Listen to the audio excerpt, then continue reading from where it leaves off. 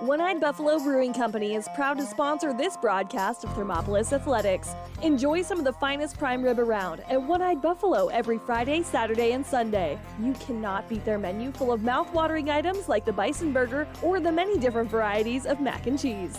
Top it off with one of their locally brewed adult refreshments on tap. One-Eyed Buffalo Brewing Company, 528 Broadway in Thermopolis.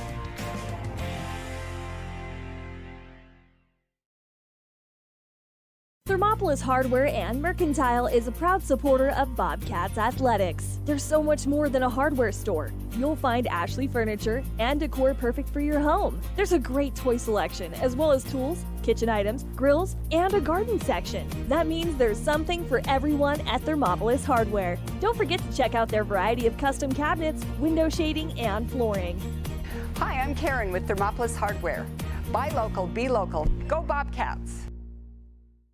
7 Lazy S Cafe and Bar in Thermopolis invites you to try the best breakfast in Wyoming. Try some of the hit dishes like the biscuits and gravy, the chicken fried steak, and the huevos rancheros. If it translates to ranch eggs, you know it'll be good. Try over 20 breakfast items on the menu. Find the kind of cooking that keeps you wanting more at 109 South 6th Street in Thermopolis. 7 Lazy S Cafe and Bar. Open Friday through Tuesday, 6 a.m. to 2 p.m. and for dinner, 4:30 to 9 p.m. Did you know the Gotchi Rehabilitation and Wellness in Thermopolis also has something called the Gotchi Wellness Center? It's your dream gym with cardio equipment, cable machines, free weights and dumbbells, hydraulic resistance machines, and personal trainers that care about your goals. The Wellness Center is huge and includes a rock wall, pegboard, sled, tires, punching bags, squat rack, and a whole lot more. Check out the Senior Wellness class. To take the first step to a healthier you, visit gotchi.org. Hello and welcome inside the broadcast booth here in Thermopolis, Wyoming. Leroy Hayes Field, another afternoon football game for your Hot Springs County High School Bobcats as they welcome in the Cokeville Panthers as the Bobcats head to the final quarter of their season in need of a win, perhaps even two here late on the season, with to give themselves any hope at a berth into the playoffs.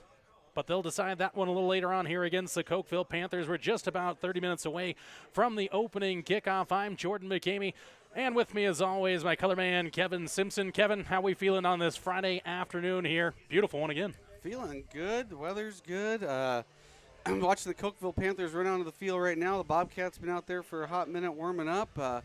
Like you said, it's two tough games here to end the season with, and you got to get one before you can get two, and it all starts here today at Leroy Hayes Field for the Bobcats. Bobcats and Panthers in 2A football action coming your way live on the Wind River Radio Network, 101.7 KDNO, streaming to YouTube via wyotoday.com. Head on over to wyotoday.com. Click on that sports tab on the top. Take you to our sports landing page. Be a hot link there that says click here to watch live high school sports. Tap on that. It'll take you to our YouTube landing page. Then click on the YouTube box there that says Thermopolis versus Cokeville. That's how you get there to stream the live video via YouTube through wyotoday.com. The Gotchi Rehabilitation Wellness pregame show comes your way next. This is Bobcat Football on the Wind River Radio Network. I'm Travis Winger. I'm a financial advisor with Edward Jones. And we do, I pride myself on helping people with financial planning, achieving whatever goals are most important to them. The most valuable thing you have when it comes to planning for your future is time. The sooner you start and the more detailed your plan is, the better chance of success you have. First-timers are my favorite people to work with because they're hungry to learn, and coming to see me doesn't cost anything. I don't charge for appointments, I don't charge for anything.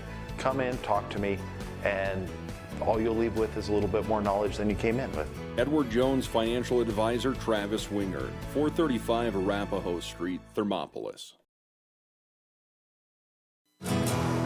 Here in Wyoming, we live by the spirit of the Wild West. Now where the sun's a little brighter,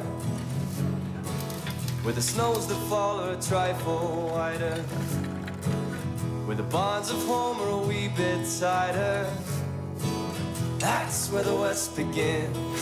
We're the bank that's with you wherever that spirit, because we're more than a bank in Wyoming. We're Wyoming in a bank. Pinnacle Bank, the way banking should be. Ever wonder why so many babies are delivered at Hot Springs Health in Thermopolis? Could it be the exceptional prenatal care offered by our providers? Or our convenient family practice clinics located in Thermopolis, Worland, Basin, Shoshone, and Riverton? Maybe it's our new OB suites with large jetted tub, or maybe it's the place where you know you can find all of this and more.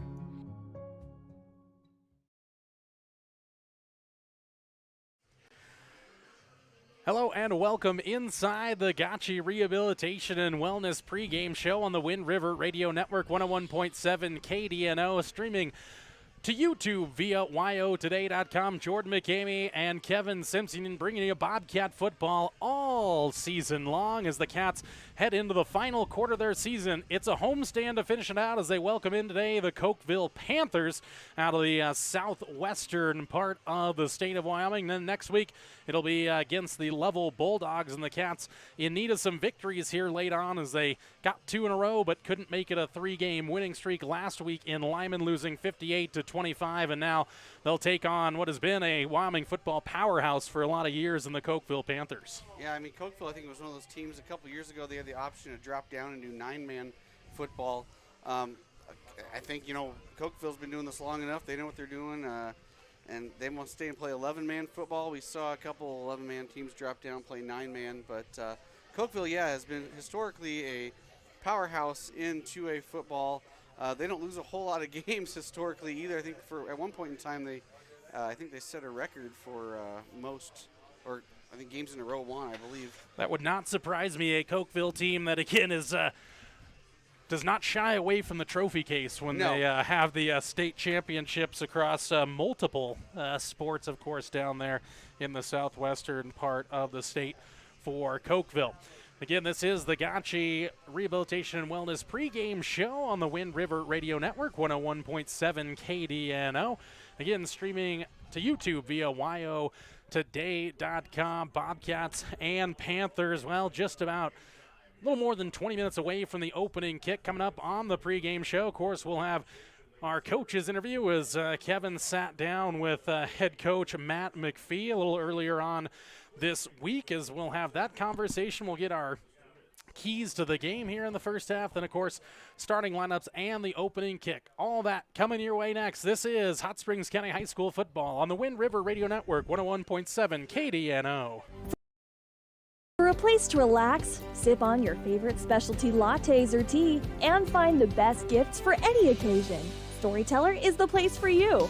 Books brimming with compelling stories, gifts for the kids like Legos and coloring projects, and something for your family and friends like hats, jewelry, or a bag of award-winning Mountain Air roasted Jackrabbit Java. To learn more, visit StorytellerYO.com or swing by at 524 Broadway in Thermopolis.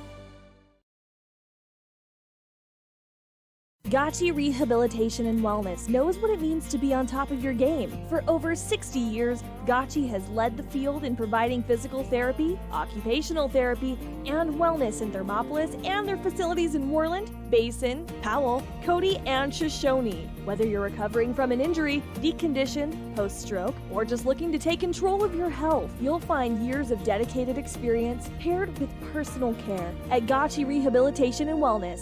Learn more at gotchi.org. There are two ways to buy 4x4 gear, the expensive way and the smart way. The expensive way is when you buy a new truck or SUV and the dealer sells you the brush guard, the heavy-duty bumpers, the steps, lights, winch, you name it. He rolls it all in with your loan into your monthly payment. But here's the smart way. Shop at Wyoming 4x4, where you get expert advice from Dan, quality gear, professional installation, all for a whole lot less than you'd spend at a car dealer. Wyoming 4x4 on North Federal in Riverton. The smart way to roll. And welcome back inside the Gotchi Rehabilitation and Wellness pregame show on the Wind River Radio Network. Jordan McCamey, Kevin Simpson with you. Hot Springs County High School football just about 20 or so minutes away from those starting lineups and the opening kickoff between your Bobcats and the visiting Cokeville Panthers. Our color man, Kevin Simpson, sat down with head coach Matt McPhee a little earlier this week to talk X's and O's here with this game with Cokeville, and we'll head to that interview right now with the head man in charge, Matt McPhee, and Kevin. Kevin Simpson sitting down for another exciting interview with Coach Matt McPhee. Coach, thanks for taking time out of your day. You bet, Kevin. Last week, the Bobcats go to Lyman, lose one on the road, 58-25, breaking their win streak. What was it in that game that caused the Bobcats so much trouble as Lyman ran for 499 yards on you guys that game? Yeah, the yardage is one thing. Just getting stops, the inability to get stops. You can look at numbers and, truly the only number that matters at the end of the game is the scoreboard, what they've got, what we've got. We were able to match a couple scores, and, I look at it more from an offensive standpoint. I think that, we couldn't afford to punt. I told a couple of guys on our staff, I think we needed to play a near perfect game to stay with them, and we were unable to do that offensively, had a turnover, and then, also in the first half got down to the 2, 3, 4 yard line. I couldn't tell from where I was standing. Scoreboard operator didn't want to update the yard line there, but unable to punch it in from a red zone. So credit their offense. They're tough. They're sound. They're well coached, and a little bit of Jimmy's and Joe's. I think that we were giving up some size up front, which allowed them success, and they put up a big number on their side. Let's get past that game. We'll move on to the next one as the Bobcats face the Cokeville Panthers. Cokeville, another team featuring the run with the number 2 rushing attack in the state. And they also have the number 1 per game rusher in Jack Dayton over there, averaging 133 yards a game. What's your plan on combating that type of offense? Well, they have some similarities to what Lyman does, but our focus has been make some adjustments this week. We're focused on the run. Not that we weren't last week against Lyman, but it was a real wake-up call for the kids and the staff that we've got to be more effective at stopping the run and making teams do what they're uncomfortable doing. So that's the goal this week, is to force them to do things that they don't want to do. Maybe get them down in distances that they're uncomfortable with. But we just got to battle. We got to compete, and we got some kids out this week, so might see a couple new names out there running around. But we've had a good week of practice, and we expect to put up a good fight against Cokeville. Again, we hit on the Bobcats offense, which is really the highlight of this Bobcat team right now, ranking 6th in the state for points scored and 4th in yards per game.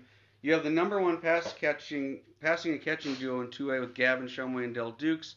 I'm guessing it's going to be pedal to the metal again for the Bobcats this week. Is that what we can expect? Yeah, I pedal to the metal, bombs over Baghdad. I don't know, whatever you want to call it. We'll throw the ball around, no doubt.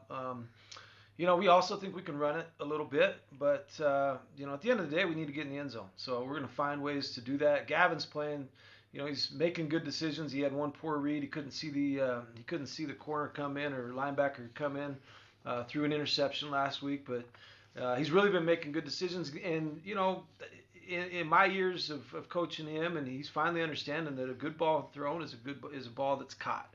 He's giving his kids chances, throwing the ball up, not overthrowing kids. And, Rhodey made a heck of a catch last week, and Del Dukes is, receiving the ball at a high level, and he's got a little bit of shake after he catches the ball. So, yeah, I expect the ball to be flying around a little bit Friday night.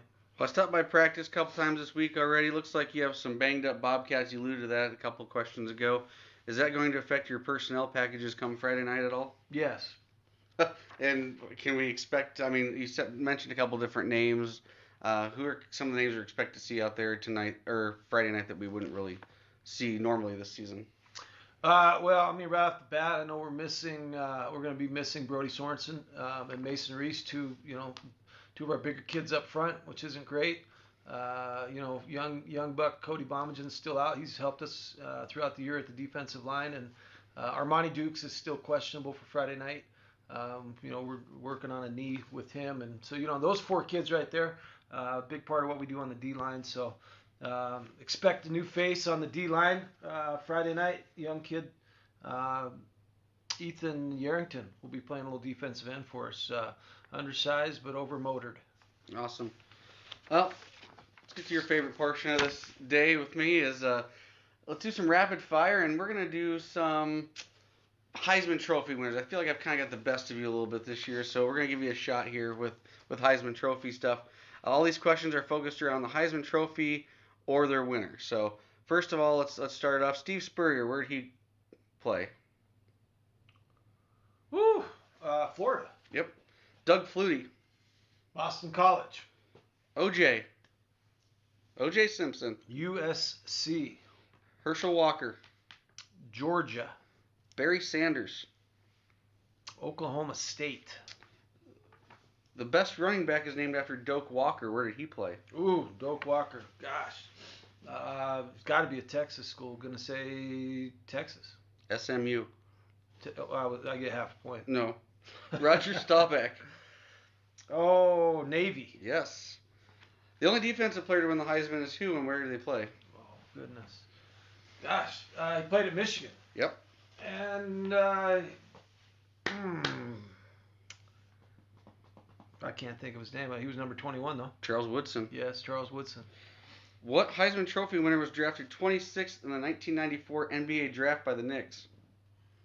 Charlie Ward. Yes. Do you know where he went to college at? Florida State. Yes. The only two-time Heisman Trophy winner is who and from what school?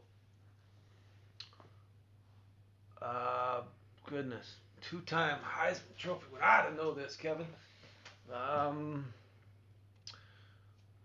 Alabama. Archie Griffin from Ohio State. Yeah. What three schools lead the Heisman Trophy winners with 3? These schools each have 3 winners. Yep. Oklahoma. Mm-hmm.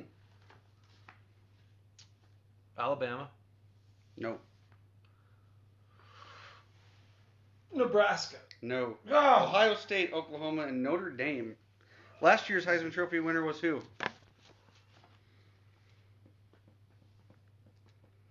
Kevin Simpson. No. Bryce Young from Alabama. And the first Heisman Trophy winner was who? John Heisman. No. Jay Berwanger. He played for Chicago. Oh. The Fighting Windy Cities. All right, let's see if you can redeem yourself with some college picks. Last week you went 2-2. You're 13-8 on the season. I'm going to give you all Pac-12 and Mountain West again, try to make it easy on you. So here we go. 2 4-2 teams face off with Washington State going to Oregon State. OSU favored by 3.5. Sell the house, bet the farm, mortgage your kids, take Washington State. All right. San Jose State, 4-1 is favored by 8.5 at 1-4 Fresno State. Does San Diego State cover 8.5? Boy, that's a trap game, but I tell you what, San Jose State looks good. Gave Wyoming trouble a couple weeks ago. I guess just roll with them. Roll with San Jose State. Another matchup of 4-2 teams. Air Force 10-point favorites on the road versus UNLV. Air Force just stubbed their toe last week. I don't know what they've got going on. UNLV is a good game to get back to where they get. I'd take Air Force there. Okay. And we do get one matchup featuring 2 top 25 teams of the Pac-12. Number 7 USC on the road at number 20 Utah. Utes favored by 3.5. Yeah, Utes are coming off a disappointing showing last week versus UCLA. Expect them to get healthy back at home. Tough place to play at Rice-Eccles Stadium. I'd take the Utes there. Give the points. All right. Thanks again for your time, Coach. Always a pleasure, and good luck Friday versus the Cokeville Panthers. Thanks, guys. The choice is yours. Sutherland's Friends of the Family Plus Consumer Credit Card lets you choose from 5% off instantly at the register or special financing on qualifying purchases. That means no forms, no waiting, no rebates. You can choose 5% off instantly with your Sutherland's credit card. Got a big project? Choose special financing. The choice is yours with Sutherland's Friends of the Family Plus Consumer Credit Card. Subject to credit approval. Minimum monthly payment required. See store for details. Only at Sutherland's.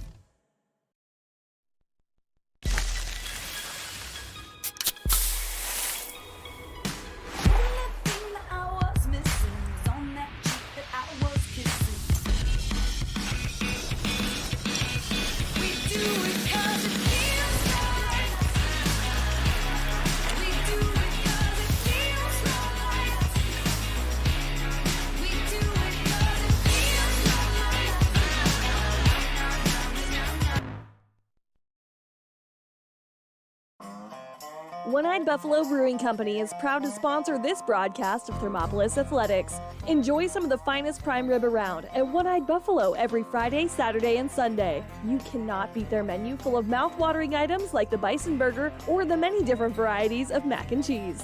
Top it off with one of their locally brewed adult refreshments on tap. One-Eyed Buffalo Brewing Company, 528 Broadway in Thermopolis.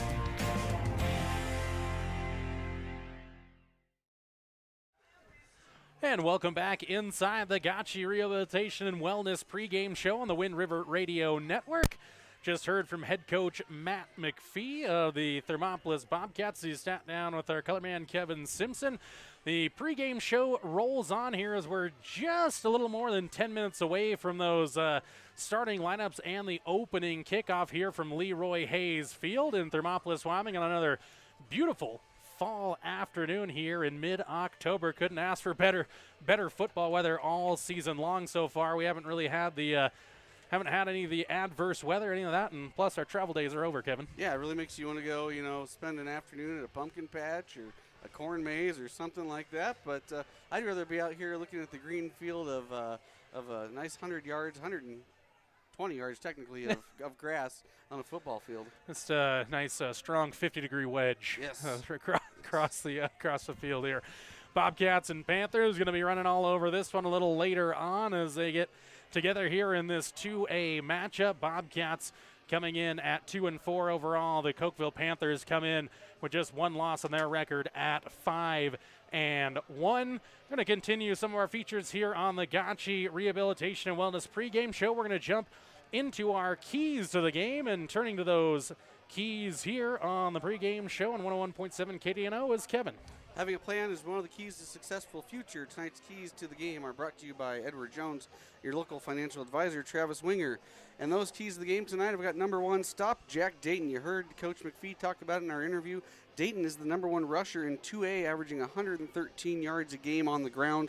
And as you can tell, the Bobcats have struggled against the ground game. So I definitely know that that's going to be the key for the defensive side and Coach Forcella tonight. Key number two is protect the quarterback. You're going to hear in our starting lineups tonight, we've got a lot of different offensive linemen due to some injuries. So protecting that quarterback, letting Gavin Shumway get some time to pass the ball. You'll probably hear Jordan call out some new pass protect formations out there. A couple different guys in the backfield protecting Gavin tonight. That's key number two. And key number three, make a stop. I mean, like we talked last week, Lyman came out 7 straight possessions, 7 straight scores. Defense couldn't get off the field.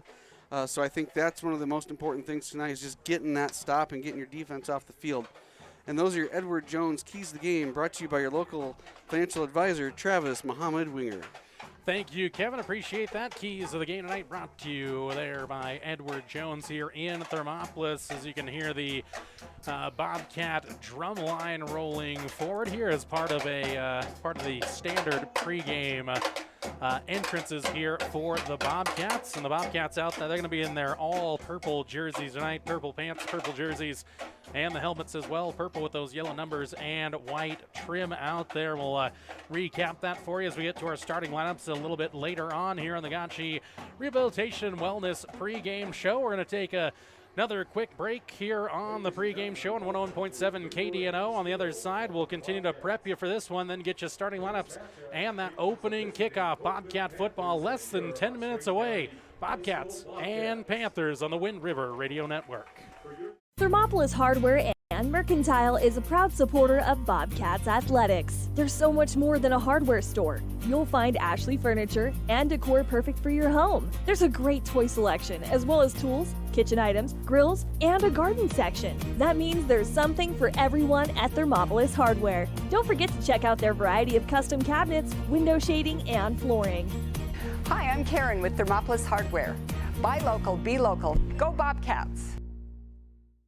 7 Lazy S Cafe and Bar in Thermopolis invites you to try the best breakfast in Wyoming. Try some of the hit dishes like the biscuits and gravy, the chicken fried steak, and the huevos rancheros. If it translates to ranch eggs, you know it'll be good. Try over 20 breakfast items on the menu. Find the kind of cooking that keeps you wanting more at 109 South 6th Street in Thermopolis. Seven Lazy S Cafe and Bar. Open Friday through Tuesday, 6 a.m. to 2 p.m. and for dinner, 4:30 to 9 p.m. Did you know the Gotchi Rehabilitation and Wellness in Thermopolis also has something called the Gotchi Wellness Center? It's your dream gym with cardio equipment, cable machines, free weights and dumbbells, hydraulic resistance machines, and personal trainers that care about your goals. The Wellness Center is huge and includes a rock wall, pegboard, sled, tires, punching bags, squat rack, and a whole lot more. Check out the Senior Wellness class. To take the first step to a healthier you, visit gotchi.org. I'm Travis Winger. I'm a financial advisor with Edward Jones, and we do, I pride myself on helping people with financial planning, achieving whatever goals are most important to them. The most valuable thing you have when it comes to planning for your future is time. The sooner you start and the more detailed your plan is, the better chance of success you have. First-timers are my favorite people to work with because they're hungry to learn, and coming to see me doesn't cost anything. I don't charge for appointments, I don't charge for anything. Come in, talk to me, and all you'll leave with is a little bit more knowledge than you came in with. Edward Jones financial advisor Travis Winger, 435 Arapahoe Street, Thermopolis. Here in Wyoming, we live by the spirit of the Wild West. Now where the sun's a little brighter, where the snows that fall are a trifle whiter, where the bonds of home are a wee bit tighter, that's where the West begins. We're the bank that's with you wherever that spirit, because we're more than a bank in Wyoming. We're Wyoming in a bank. Pinnacle Bank, the way banking should be. Ever wonder why so many babies are delivered at Hot Springs Health in Thermopolis? Could it be the exceptional prenatal care offered by our providers? Or our convenient family practice clinics located in Thermopolis, Worland, Basin, Shoshone, and Riverton. Maybe it's our new OB suites with large jetted tub, or maybe it's the place where you know you can find all of this and more.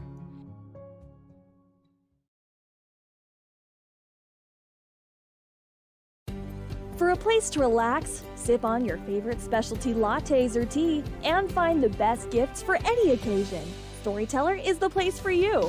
Books brimming with compelling stories, gifts for the kids like Legos and coloring projects, and something for your family and friends like hats, jewelry, or a bag of award-winning Mountain Air roasted Jackrabbit Java. To learn more, visit StorytellerYO.com or swing by at 524 Broadway in Thermopolis. And welcome back inside the Gotchi Rehabilitation and Wellness pregame show on the Wind River Radio Network. Final pregame element of this Friday afternoon kickoff between your Hot Springs County High School Bobcats and the visiting Cokeville Panthers is our starting lineups, and those starting lineups are brought to you by Sutherland's. We'll start with the visitors on the far sideline in their white jerseys, orange pants, orange numbers, black trim, Cokeville across the chest of those jerseys, and orange helmets with white and black stripe down the center there. They'll start this way. They'll be the junior number 3, Jack Dayton, another junior number 4, Micah Peterson. Then it's number 12, the quarterback, the senior Landon Walker. Then they'll go with the sophomore number 15, Justin Moyes. Then it's number 25, the sophomore Brody Dean. Then it's a senior on line, number 52, Cale Thompson. I'll go with the senior number 54, Jesus Bencomo. Number 53 is Jethro Autry. Then a junior number 62, Isaac Hongles. A sophomore number 65, Caleb Hatterley. And rounding out the lineup for the Cokeville Panthers is the senior number 84, Tanner Hatch. For the Bobcats, got some changes in the starting lineup today as one would expect here for head coach Matt McPhee, as you talked a little bit about in your interview, Kevin. So we'll go over those starters now for you. They'll go with the sophomore number 1, the state's leading receiver, Delmonico Dukes. Then it's the senior quarterback number 10, Gavin Shumway, followed up by another senior number 11, Rhodey Farrell. Then they'll go with the sophomore number 20, Ethan Yarrington. That's number 23, Ryan Aarons. Number 32 is Chris Aarons. Then a junior, number 52, Jessen Bassey. The sophomore, number 55, Zane Stam. And it's number 60, Logan Defoe. Then they'll go with the freshman, number 75, Cruz Mascaro. And rounding out the lineup is number 64, Chase Moeller for the Bobcats. Bobcats in their purple people eaters tonight, purple pants and jersey, yellow numbers, white trim. Bobcat across the top, off the back of those jerseys, Thermopolis across the front chest. Those are your starting lineups, brought to you by Sutherland's, and that wraps up our Gotchi pregame show on the Wind River Radio Network. On the other side, we kick this one off between the Thermopolis Bobcats and the Cokeville Panthers. Bobcat football is next on 101.7 KDNO. Gotchi Rehabilitation and Wellness knows what it means to be on top of your game. For over 60 years, Gotchi has led the field in providing physical therapy, occupational therapy, and wellness in Thermopolis and their facilities in Worland, Basin, Powell, Cody, and Shoshone. Whether you're recovering from an injury, deconditioned, post-stroke, or just looking to take control of your health, you'll find years of dedicated experience paired with personal care at Gotchi Rehabilitation and Wellness. Learn more at gotchi.org. There are two ways to buy 4x4 gear, the expensive way and the smart way. The expensive way is when you buy a new truck or SUV and the dealer sells you the brush guard, the heavy-duty bumpers, the steps, lights, winch, you name it. He rolls it all in with your loan into your monthly payment. But here's the smart way. Shop at Wyoming 4x4, where you get expert advice from Dan, quality gear, professional installation, all for a whole lot less than you'd spend at a car dealer. Wyoming 4x4 on North Federal in Riverton. The smart way to roll. And welcome inside the broadcast booth at Leroy Hayes Field. Jordan McCamey, Kevin Simpson with you. Bobcats and Panthers set to kick it off here. The Bobcats won the opening toss, and again, no surprise, head coach Matt McPhee decides to take the football with the opening possession. So the Cats, as you're tuned in on 101.7 KDNO, going to be moving left to right across your horizon and radio dial to start this one on offense. Again, out in those purple jerseys there for the Cats. All purple, purple helmets, white stripe down the middle. Yellow numbers, white trim for the Panthers. Those white jerseys, orange pants, orange numbers, black trim, Cokeville across the front of their jerseys with the orange helmets and black and white stripe down the center. 12 minutes up on the Pinnacle Bank scoreboard. We are ready for action as it's going to be Jack Dayton to kick this one away for Cokeville. He'll approach it. Off the tee it goes. A good kick here, end over end. Ryan Aaron's underneath it. Fields it cleanly right before the 20. Heads up the far sideline, beats a couple of defenders there, gets up near the 30-yard line, maybe around the 27 or 28-yard line. Good return there by Ryan Aaron's. Yeah, I like how you classify our jerseys as the purple people eater jerseys tonight, because I think that's what they're going to need to do tonight. Is they're going to have to swallow up some people on the other side of that line and make some tackles tonight. Yeah, going to be a buffet full of pressure here from the Cokeville Panthers, one would imagine, but going to see how this restructured offensive line works here for head coach Matt McPhee. They're going to put the protection package in the backfield with Ethan Yarrington, and Ethan Yarrington, looks like Chris Aaron's maybe back there as well with Gavin Shumway. Quick snap on the shotgun, drops back, now will throw it over the top. Had his man running, I believe that was Rhodey Farrell running the field, but just overthrew him. Looked like about 3 defenders in the area with Dayton, Kaysen Walker, and also Brody Dean. Actually, no, Tanner Hatch in the area. You heard Coach McPhee in that interview. It's going to be bombs over Baghdad today, and he let that first one fly. Gavin just aired it out. Yeah, if you hear the siren, it's the air raid siren for the Thermopolis Bobcats offense. So here we go with Twins with a near side and one single receiver to the left. Got the double running backs in the backfield here as Shumway throws. Dumps it across the middle for Farrell. And he's got a little bit of room here. Bounces it to the outside. Has the first down plus a little bit more before he's driven out of bounds. But that's going to be a pickup of about, well, out to the 42. So about, 13 yards there or so on that pitch and catch between Shumway and Farrell, and the Cats have their opening first down of the game here, just 20 seconds into the game. Yeah, going well, that first pass completion. We've seen that design several times, just sit Rhodey up underneath. Shumway's had some time here, a little rollout there. Again, they'll have the twin set here to the near side in the shotgun with Aarons and Yarrington back there. Hard count, clean snap. Here it comes now. And a little slip there from Shumway in the back, but slips the tackle, dropped the football. Going to pick it back up, and that's going to lose a ton of yardage, but the Cats at least don't turn it over. That one was a near disastrous play there as Gavin was able to slip pressure, but one of the Panthers got their hand on it, ended up on the floor, thought he had picked it up, but it kind of squirted around for a while. Yeah, and fortunate to get that back, but we're going to have a loss of 9, I believe. Yeah, back to the 32-yard line, and so call it full 10 yards. So second down and 20 upcoming. So the Cats behind the change need to pick up a chunk play here as the Panthers look to be bringing some pressure. Got about 8 in the box now. A little shotgun pass and going over the top looking for Del Dukes, and it's a 50-50 ball. Hatch got underneath it. Good defending really in the end by Del Dukes there to prevent a potential interception. Well, going to be an interesting matchup there between Hatch and Dukes. They also look like they had brought Justin Moyes over in a little help there as he was lined up against Rody Farrell.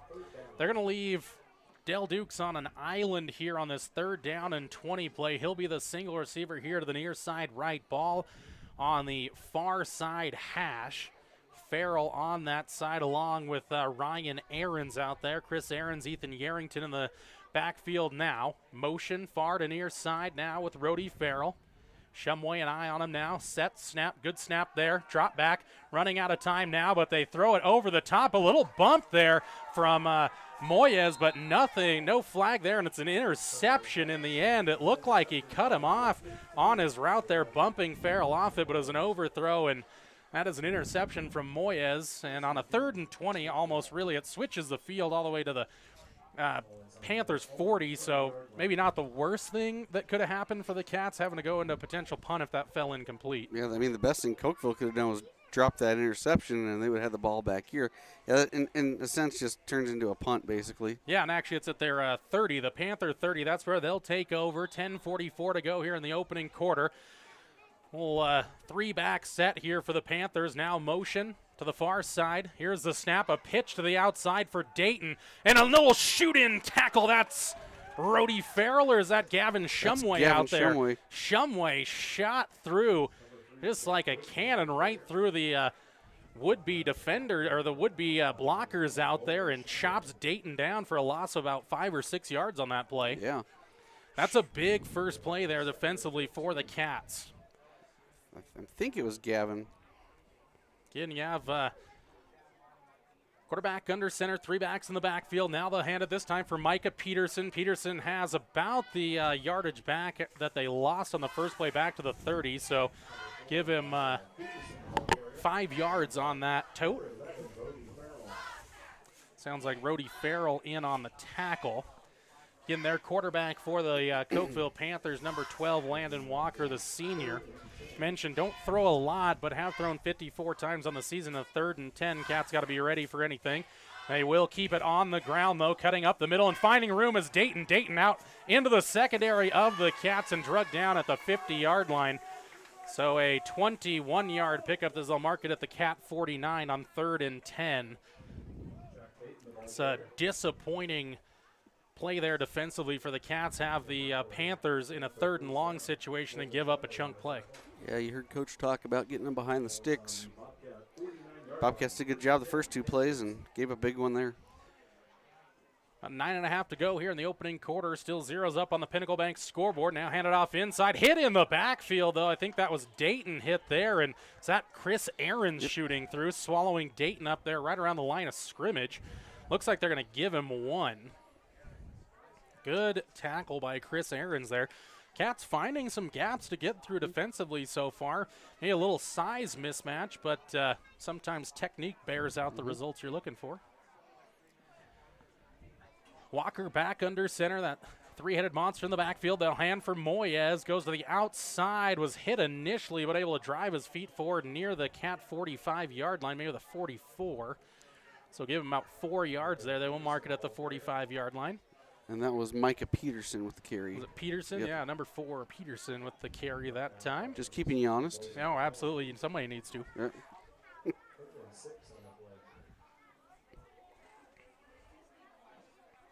We got those 3 running backs about 5 yards behind their quarterback. They'll hand now for number 5, Kason Walker, and Walker picked up the first down plus more all the way down to the 34-yard line. So a 11-yard pickup on 3rd down. So 2 third downs faced for the Cats. and 2 third downs picked up by the Cokeville Panthers, and a combined 32 yards on those 2 pickups. Yeah, good first and second down, and the Bobcats just can't get that stop on third right now. Well, a lot of the Panther yardage coming on third down as the clock ticks under 8 minutes to go. Panthers operating in Bobcat territory. Walker sets the offense, sends Peterson in motion to the far side. Flag coming. That's going to be an illegal motion. Here comes a throw for Walker. Hits his man, number 15, Justin Moyes. And then another flag comes in late. I believe there's going to be a motion penalty, illegal motion on the Panthers, and then possibly a hold as well. Yep. I'm going to guess they'll take the hold. Yeah, the flag potential holds back around the 39-yard line. Because motion's only 5 yards. I guess they're going to take the 10 on the holding. Yeah, we'll see what our head man in charge talks about. He's going to come talk to head coach Matt McPhee here. 3 flags on the field, so all the referees on the same page. A lot of laundry.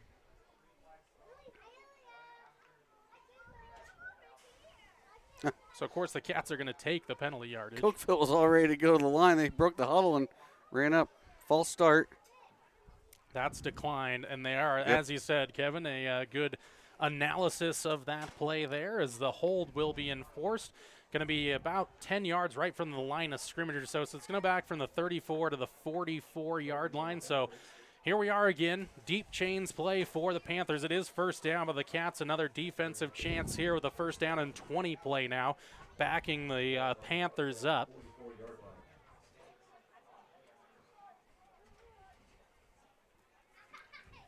Referee's getting the ball set now. Now a little shotgun look here for the Panthers. Now they'll move here. Walker to the outside looking for a block. Can't find it, though. Great pursuit there by the Thermopolis Bobcats there, hitting him behind the line of scrimmage. A loss of 1 that time for Walker. Saw a number of players in there. Looked like Dukes was in there. Zane Stam in the area as well. A whole bunch of them corralled him up. Now the Panthers tried to stretch the field there side to side. And so far the Cats have really set the edge well. It's been the stuff up the middle through the A and B gap so far that have paid dividends for the Panthers, and they'll go back to that 3-headed backfield.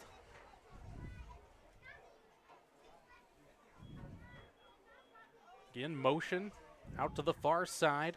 Peterson. Now they'll look to throw. And Walker has a man over the top, and it's tipped away by Del Dukes at the last moment. Shumway roving in center field there. Great defense by Del Dukes. He made up about 1 or 2 yards there at the end to break that play up. Good closing speed, right? Absolutely. That's what you need because Walker kind of held on to it maybe too long. He had his man running and then kind of threw it a little late, caused a little stutter step, and Dukes made up the ground and made a great play on it. And Gavin was nearly there for the tip drill. Yeah. Kind of threw it right. It looks like the 2 receivers kind of crossed there. He kind of just threw the ball right between everybody and threw it up for grabs. Big third down play. Got to keep your players in front of here as Walker's going to go into the shotgun set. Single running back there is Peterson. They'll have twins left and right. A little fake to Peterson now. A little bit of trouble. Pursuit by Yarrington. Now Walker's going to throw it to the outside. Has his man. Did he keep his feet? Yes, he did. That is what the referees say. Great catch there by Justin Moyes, and another third down and forever pickup there. So from the 45 all the way down to the 17-yard line there. So a 28-yard pitch and catch from Walker to Moyes. And that is another third down and huge conversion for Cokeville, and the Cats just can't get off the field. Really good job by Moyes. He actually, that was a catch in the pros. I think he got both feet in. Little toe tapper out there. Now they'll hand it up the middle for Dayton. Cuts into the center of the field there. Maybe picked up 2 or 3. But the Cats doing a good job of kind of muddying up the waters there in the middle. Will be give him 3 yards there and a cloud of dust for Dayton. So far the Cats in the interior holding their own. As Walker will bring the Panthers to the line with 6:15 to go in the first quarter.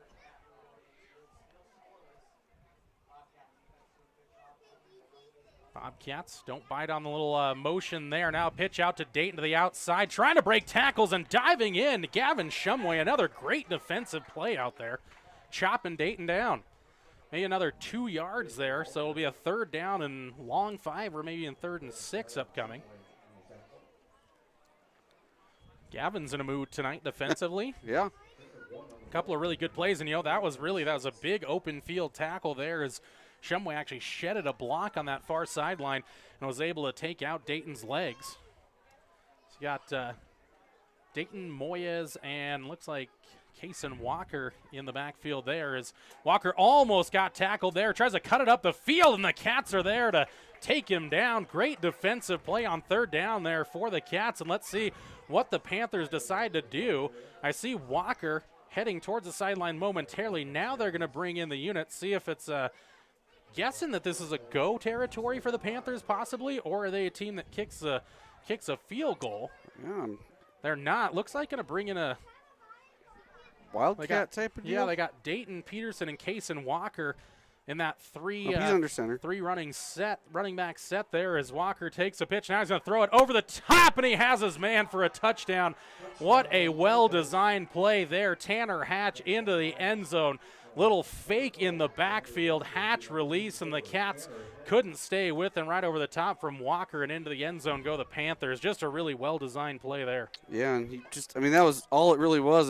That was the play. There was no second read or anything. It was just run him up over top, and he got past all the Bobcat defenders. Kind of a look you get in the pros there at that little fake on that, and just get the tight end releasing. Almost fakes the block and then releases. Blocked as the Cats are able to block up the extra point, so it'll remain 6-0 here. Pinnacle Bank scoreboard. The Panthers strike first, but the Bobcats get it back next. 6-0 Pinnacle Bank scoreboard. Back after this on 101.7 KDNO and the Wind River Radio Network. The choice is yours. Sutherland's Friends of the Family Plus Consumer Credit Card lets you choose from 5% off instantly at the register or special financing on qualifying purchases. That means no forms, no waiting, no rebates. You can choose 5% off instantly with your Sutherland's credit card. Got a big project? Choose special financing. The choice is yours with Sutherland's Friends of the Family Plus Consumer Credit Card. Subject to credit approval. Minimum monthly payment required. See store for details. Only at Sutherland's.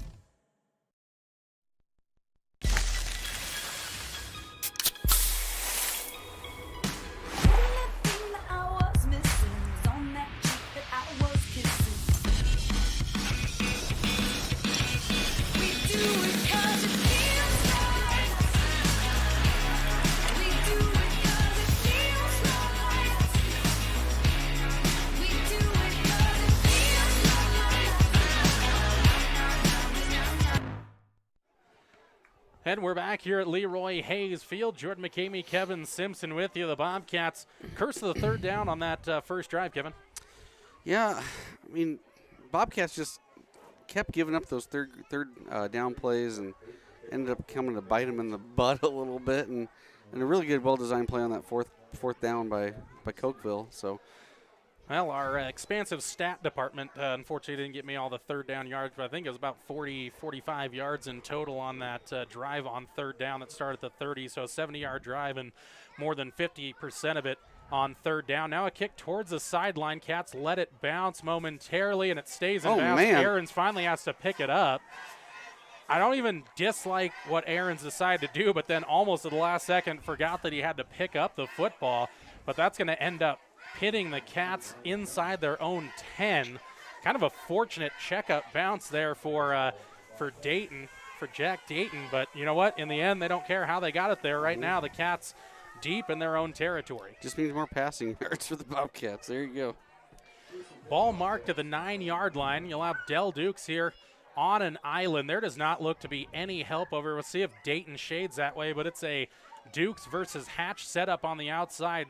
I know Gavin looked over there and saw it. Now they'll move motion with Brody Farrell to this near side, and he'll come out all the way near Dukes, and they'll go. Give it for Dukes on a little screen play. Going to try to shake Hatch, and does. Goes up the middle, dives up near the 15-yard line. Good moves there from Dale Dukes. Give him about 7 yards. Yeah, I liked how they had him over here by himself. I was really kind of hoping they would just do a mano-a-mano battle over here. Well, and that was the thing. When they brought the motion, I knew that they were setting something different up when they brought Farrell over there. Now they'll send Dukes again out to that far side left now with the ball on the near side hash. Got Ryan Aarons here split out to the near side right. Shumway in the backfield. Now Farrell going motion. Far to near side, gets it on the sweep around, going to stay inbounds, try to bounce it up near the 20-yard line. It's going to be right near a first down. I think they're going to give it to him, so give him 4 yards there, 3 yards, 4 yards, maybe a first down coming up. We'll see, though, waiting for the spot, and it will be. It's a tough play to run to the short side of the field there. You had a lot of bodies there. And he did, but did a good enough job to get going north-south and able to pick up the first down. And that's really, I think, for the Cats, just got to sustain drives throughout the day. Can't be giving it right back to the Panthers. So already out of the shadow of their own end zone and out near the 20-yard line. So Farrell, Dukes, and Ryan Aarons, the receivers here. So we haven't seen Farrell in the backfield just yet. Shotgun snap for Shumway, going to throw it, and it's batted down there, getting a big old hand up on it. Jesus Bencomo there with the SWAT, number 54. Yep, we were talking about him pregame. He's a big boy. I'd say you just look out, and it's hard to miss him as number 54 out there, the big senior at 230 pounds. That might be underestimating. He's I was a big saying, kid. he looks like he's about 6'2", 6'3" at least. Shumway with the shotgun look here again. Farrell and Del Dukes on the far side left. 3:59 to go here in the quarter. Throw out for Farrell. Going to try to beat a man. Shook him there. Going to give a stiff arm. He's going to get some yardage there. Going to run up towards the marker, who's run out of bounds, Kevin, up near that first down marker. And I think they are going to give him the first down right at the stick. So a great little shimmy and shake there from Farrell to pick up the first down. Good little stiff arm by him, too. He held a defender off just to get that edge. So here we go again. They have Farrell and Dukes on the near side now. I want to see if they put Farrell in motion to the other side and leave Dukes on his own. We'll see if that's what happens as the Cats look to the sideline for the play. And again, we talk about the quarterback protection package there with Yarrington and Chris Aarons in the backfield. Here comes a throw for Dukes. A little jump ball there, and he had it in his hands, but then tipped away by Hatch, but got there early, and that'll be a flag pass interference, 15 yards. And an automatic first down, going to come all the way out to, what, about the 45-yard line, I'm guessing. Yep. Unless it was a hold, but I believe it's going to be pass interference as he went through his man. They threw it right at the feet of the play. So yeah, one would guess. So that's going to go against Tanner Hatch and the Panthers. I like the one-on-one play, but Hatch is kind of up to the job so far. He's given him a cushion. I think the coaching staff will adapt to that, though. You got to maybe get a little – the other thing, too, is Hatch is not going to probably bite on that stop and go because he's given that. So maybe you do just do the little hook route there and try to get him coming back to the football and make Hatch kind of break on it. And if you get past him there, might be a little gallop opportunity as well. Is going to come out to the 44 on the PI call there. 3:45 to go in the first quarter. 6-0 Cokeville, Pinnacle Bank scoreboard. Ryan Aarons going to come solo man here on the near side right now. Going to step it back in.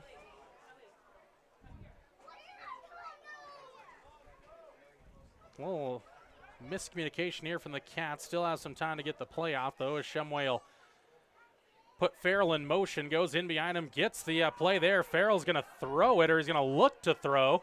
Then he's going to try to go forward, and he's drugged down from behind there. Dangerous tackle made by Landon Walker as he had him on the back of the jersey there. The coaching staff wanted a flag to come in, but nothing did at the end. It's going to be a 4-yard loss for Rody Farrell. Trying to go for the halfback pass there, but just never opened up. Cokeville staying with their man out on that outside. So an incomplete or no chance to get the throw off and a loss of 4 yards back to the 40-yard line. So Shumway will get back in that shotgun set again. Twins out to the far side left. Now they'll throw it. Look for Farrell. Got him in motion as he runs up the field again, up near that first down marker yet again. Great play there, keeping Farrell in motion, getting him involved in all sorts of ways. A 15-yard pickup for the Cats, another Bobcat first down. Yeah, the Bobcats kind of been struggling to run the football here the last couple of games, and like we heard Coach talk about in the post game last week, is the passing is more of an extension of their run game. They just kind of, instead of handing it off, you just run those little short passes. Yeah, and it really works. Again, they had Farrell kind of go in motion, and it was really great timing. Him and Shumway have it because Rody went out there and didn't turn his head until it came out of the hands of Gavin Shumway, and has caught it right in stride and picks up the first down into Cokeville territory at the 45. A little less than 3 to play here in the first quarter. Pinnacle Bank scoreboard. Cats trying to even this one up. Shumway, little three-step drop, in a little bit of trouble. Now breaks through that pressure. A flag comes in, though, as he throws it deep. Has Del Dukes hooked up with him, but unfortunately the laundry on the field has me concerned because it's in the area of holding. Yeah, I think it's coming back too. Yep, and again, they're going to motion him back. Logan Defoe motioning the Cats back there. As I looked at the judge there, looked like more of a bear hug. He kind of kept him on the outside. He's telling whoever got called for this, saying stay, between the pads, and kind of got the bear hug going. So big play erase there for Thermopolis. It'll be a hold. That'll be a 10-yard penalty back to the Cat 45, I'm guessing, maybe a little further, even about back to the 43-yard line, because that one, that flag came in the backfield. So, yeah, it'll be a first down at about 22 now. So the Cats inside their own territory, the first down all the way out of the Panther 35, and it's sitting at the Cat 43. Negates a really big play. Great hands by Del Dukes there, but the Cats been doing good, giving Gavin some time, but again, the pressure got through that time, and unfortunately when that happens, it's right for a hold. Shumway will be in the deep shotgun set here. Again, two running backs for protection. Blitz came, and now the ball's tipped up in the air through the hands of Chris Ahrens and into the hands of the Cokeville Panthers. I think that was number 24, Andrew Jackman. Yep. Yeah, Andrew Jackman with a gift there as Ryan Ahrens couldn't bring the play in, came up on him quickly, slipped through his hands up into the air, and Jackman, little right place, right time, change of possession there. Cats had a good drive going, but now they'll get back on the defensive side of the football and face that three-headed running back monster of the Cokeville Panthers with 2:32 to go in the opening quarter. Pinnacle Bank scoreboard trailing by 6. Handoff now for Dayton. Dayton tries to jump up the middle, and crashing through the hole that time were the Cats again. Let's see who shot through there in the end. It looked like Chris Ahrens was the one that made the tackle. So a gain of 1 for Dayton. So far, giving it a high grade for the Bobcats defensive line, keeping Dayton under control right now. You know he's going to get his, but early on the Cats keeping him under control.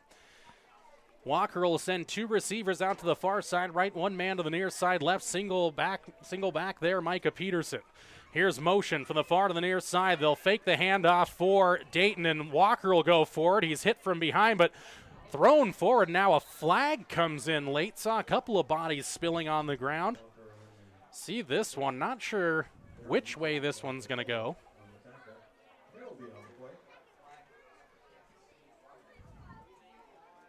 Holding on the offense, so the hold happened right near the first down mark at about the Cat 45, so that's going to back it up to the Panthers side of things. Probably going to set up a second down and 11 when they reset it. So another, so far, this is about the most penalty-ridden game so far we've had early on, Kevin. It's been a pretty cleanly season from all parties involved. I got 3 on Cokeville and 1 on the Bobcats so far, and nothing too it's not egregious, excessive, but so far compared to the season, I think the Cats have sometimes gone entire games without a flag, or at least maybe a solo. And they only have 1 now, but the Panthers already with 3. So Twins out to that far side, right again, man to the near side left. See if we see the motion this time. Set the offense, shotguns, direct snap here for Walker. He's going to go forward, runs into Cats there, and stood up by Rhodey Farrell. And a couple of Bobcats there, so it's going to be a 3rd down. And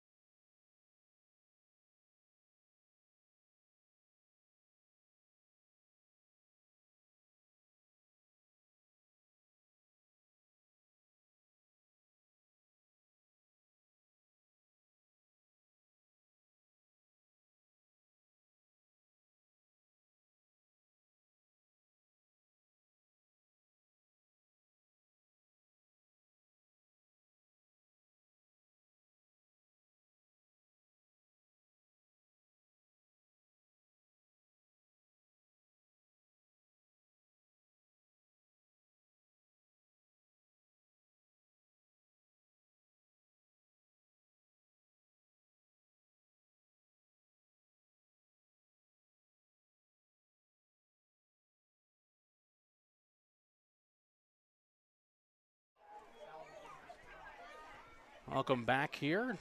Momentary technical difficulty. 4th down and 4 play here for Cokeville. Going to look to go for it, and they will. Pitch it to the outside for Dayton, trying to set an edge. Great pursuit there for the Cats, and that's going to hold them up short. Was that, who would track that down? Dell Dukes. Great play outside to bring down the pacey Dayton, and it'll be a turnover on downs there for the Thermopolis Bobcats as they'll take back over near midfield. Good, excellent pursuit there by Dell. I mean, he was hauling to get over there and met him right at the corner and held on to him, too. Give him credit for that. Yeah, had the great grip strength there, and the Cats right back in good field position with the ball. 24 ticks left in the first quarter. 6-0 Cokeville, Pinnacle Bank scoreboard. Shumway single back is Farrell this time. They'll fake the give and keep for Shumway, and reading at that time was Landon Walker, and he's going to hit Gavin right at the line of scrimmage. So 2nd down and 10 going to get us going in quarter number 2. 1 quarter nearly in the books here as the Cats are just going to trail it by a single score.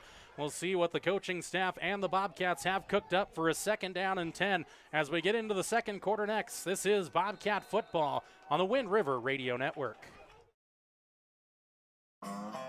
One-Eyed Buffalo Brewing Company is proud to sponsor this broadcast of Thermopolis Athletics.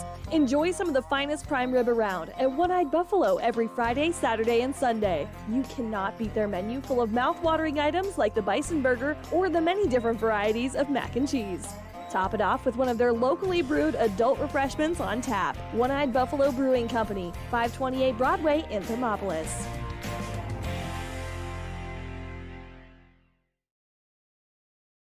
Thermopolis Hardware and Mercantile is a proud supporter of Bobcats Athletics. There's so much more than a hardware store. You'll find Ashley furniture and decor perfect for your home. There's a great toy selection, as well as tools, kitchen items, grills, and a garden section. That means there's something for everyone at Thermopolis Hardware. Don't forget to check out their variety of custom cabinets, window shading, and flooring. Hi, I'm Karen with Thermopolis Hardware. Buy local, be local. Go Bobcats! A competitive opening quarter here in Thermopolis. The Cats did give up a touchdown on the Panthers' first drive of the game, but then was able to force a turnover on downs here to take over just near midfield at the 47-yard line. It's 2nd down and 10 after a 0 gain by Gavin Shumway to end the first quarter. So 6-0 Cokeville, Pinnacle Bank scoreboard. Second quarter to get underway, 12 minutes up on the scoreboard here as Gavin Shumway looks to the sideline. So they've gone away from the max protect backfield. Now Rhodey Farrell's there, and we're in that standard twin set left and right for Shumway. Take the shotgun snap. Good snap there. Has time. Throws it over the top. Looking for Dell Dukes. A little 50-50 ball, and he's got sticky fingers out there as Dell Dukes brings it in inside the Panthers territory at the 25-yard line. So a 28-yard pickup on that play there for Thermopolis as Dukes was able to turn around and find that football before Tanner Hatch could get in defensive position that time. Yeah, well-thrown ball, and like you said, we've heard Coach McPhee talk about it. Dell Dukes is one of those guys, if you just give him a shot at it, he can go up and make some plays. Absolutely, keeping that good streak of receiving going now. The Cats again in their standard shotgun set with Farrell on the right hip of Shumway. Now they'll throw it to the outside. Give for Farrell. Bounces past one. Now another. Now turns it up the field. Has the first down. Charging over Panthers and out of bounds. Another about 15 yards it looks like there. Marking it down to the 13-yard line. So give him 12 yards that time for Rhodey Farrell. And we talked about the extension of the running game, and that's an example of it there. And a nice job by Shumway to throw it over that first defender. Yeah. Yeah, like I said, a perfect example of what we talk about, giving him that little extra, I guess, you just bypass the middleman, I guess, or bypass the handoff. Yeah, exactly. Just be able to get him out in space really is what the positive thing is, because you can see what Rhodey can do with his legs when he gets out in a little open space there. Comes very difficult to take down. Shumway will set the offense again with Farrell in the backfield. Dell Dukes, Ryan Aarons here to the near side. Shotgun snap. They'll go up top looking for Dukes. Turns his back, and Hatch this time able to come up and make a play. And again, you're kind of wondering if they're leaving that short for Dukes intentionally because of that cushion that Hatch is giving. Yeah, and I'm afraid they're going to start going to the well one too many times here. You're just kind of throwing that lob ball up to him At some point, you're going to have to make him defend closer to the line, I think. And, I wouldn't even mind seeing that little bubble screen of that quick out route again because, if you can get Dell in space, he's got some wheels. And, it's a pretty even strength-on-strength matchup. Could even potentially break a tackle. 2nd down and 10. Cats can pick up a first down inside the 5-yard line, but they're looking for pay dirt here. Motion from Aarons near to far side. Across the middle for Dukes, and it was behind him. Just behind him there. If Gavin had that out in front, Dukes rolls into the end zone untouched. And that was exactly what I was talking about. You got to keep him honest, and you're in that little slant route. He's going to give you 10 yards. You're going to go about 6 and cut it in. Beautiful route that time by Del Dukes, too. And Gavin in his head, he wants that one back. So Cats with a 3rd down and 10 play upcoming.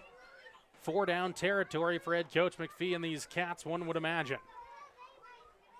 Good snap here. Gavin, a little bit of time, looking to dump it over the top here. Now running out of time. Shumway still looking for help. Now he throws it, looking for Farrell through his hands and able to not lose yardage that time as Gavin was about back near the 25-yard line. And maybe best case scenario that one goes through Rody's hands and falls incomplete because now set up 3rd down and 10. Well, is there a flag on the field or the referee's talking? No, they're just. I'm not sure what's going on. And a good job by Gavin. He was trying to direct traffic. He's moving that ball around in his hands, and it's kind of a scary situation when you got someone bearing down on you. So now I'm really curious what this penalty might be. I think they're probably going to decline it, one would guess. But I'm not sure.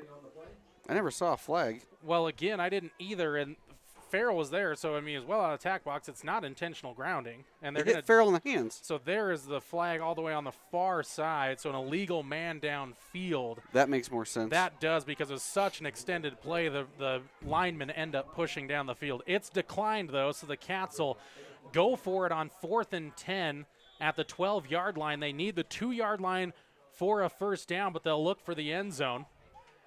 Gotta imagine this is one of those that you try to get Farrell out in space or you call Duke's number. You got Jack Dayton, the safety out there. The Cats is an important timeout. I think it's a smart time to take it. 11:05 to go in the 2nd quarter. Cats will go for it on 4th down. After this, 6-0 Cokeville, Pinnacle Bank scoreboard. Back next on 101.7 KDNO. 7 Lazy S Cafe and Bar in Thermopolis invites you to try the best breakfast in Wyoming. Try some of the hit dishes like the biscuits and gravy, the chicken fried steak, and the huevos rancheros. If it translates to ranch eggs, you know it'll be good. Try over 20 breakfast items on the menu. Find the kind of cooking that keeps you wanting more at 109 South 6th Street in Thermopolis. 7 Lazy S Cafe and Bar. Open Friday through Tuesday, 6 a.m. to 2 p.m. and for dinner, 4:30 to 9 p.m. And we're back at Leroy Hayes Field. Bobcats and Panthers battling here. Cokeville with a 6-0 lead in what has been a defensive battle thus far. A lot of good defensive plays made, and the Cats have really chunked up some yardage here in the first quarter in less than a minute. But so far unable to get into the end zone. Right now facing a important 4th down and 10 play from their 12-yard line. Important for 2 reasons. One, got to pick up the 10 yards and not turn it over on downs, but also you can get a first down should you get taken down short of the goal line. So a couple of things working in the Cats' favor as they'll come out into that shotgun set. They'll go back to the max protect look here with Chris Aarons, Rody Farrell in the backfield. Yarrington and Aarons will split out to the far side right with Ryan Aarons and Ethan Yarrington out there. And then you got Del Dukes here on the near side left. You got one corner and looks like a little shadow out that way as well. Shumway sees it. Now a little motion from Dukes, bring him inside. Now they'll look to drop it back, and now they'll throw it for Dukes out to the corner. He has it into the end zone, but a flag on the field.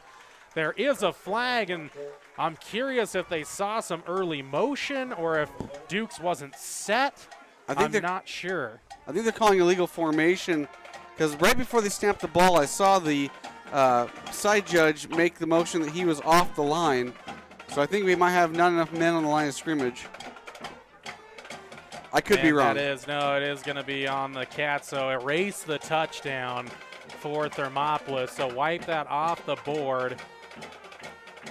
And they want Coach McPhee out there on the field. Yep. Oh, yeah. And he's being asked to push back towards the sideline. as he wants to plead his case. He is frustrated, very frustrated. So 4th and 10 becomes a 4th and, well, looks like about 16. Should just be a standard 5-yard penalty. So call it 4th and 15 now. So the Cats will start it up again. Again, Del Dukes didn't matter with the double coverage. Still beat it with a little in and out route that time, as they'll send Farrell into the receiving core here on the near side left. So twins on the near side left, single man to the far side right is Ryan Ahrens. Got Yarrington and Chris Ahrens in the backfield for protection here. 10:59 to go in the second quarter. Cats looking for a conversion or touchdown.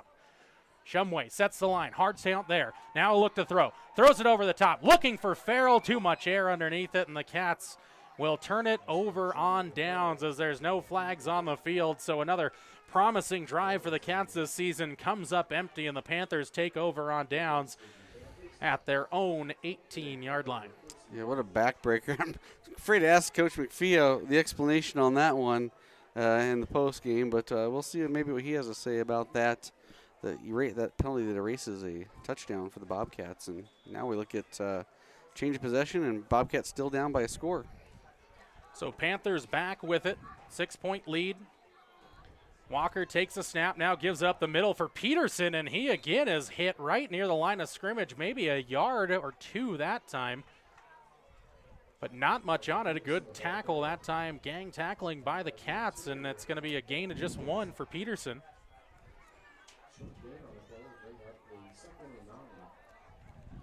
Well, again, after a week like you had at Lyman, you know what you have to work on all week, and so far the work is paying off for the Cats as Walker will set the offense.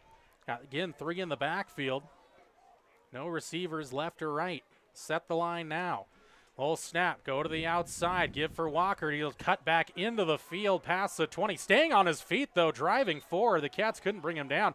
Good strength there by Walker to get out to the 25-yard line. So about 6 yards on the play there to set up a 3rd down and much more manageable for the Panthers. It was, stuffed up early, but used that power of the legs. Walker just kept churning. I was surprised to see him still moving after all those Bobcats all over him.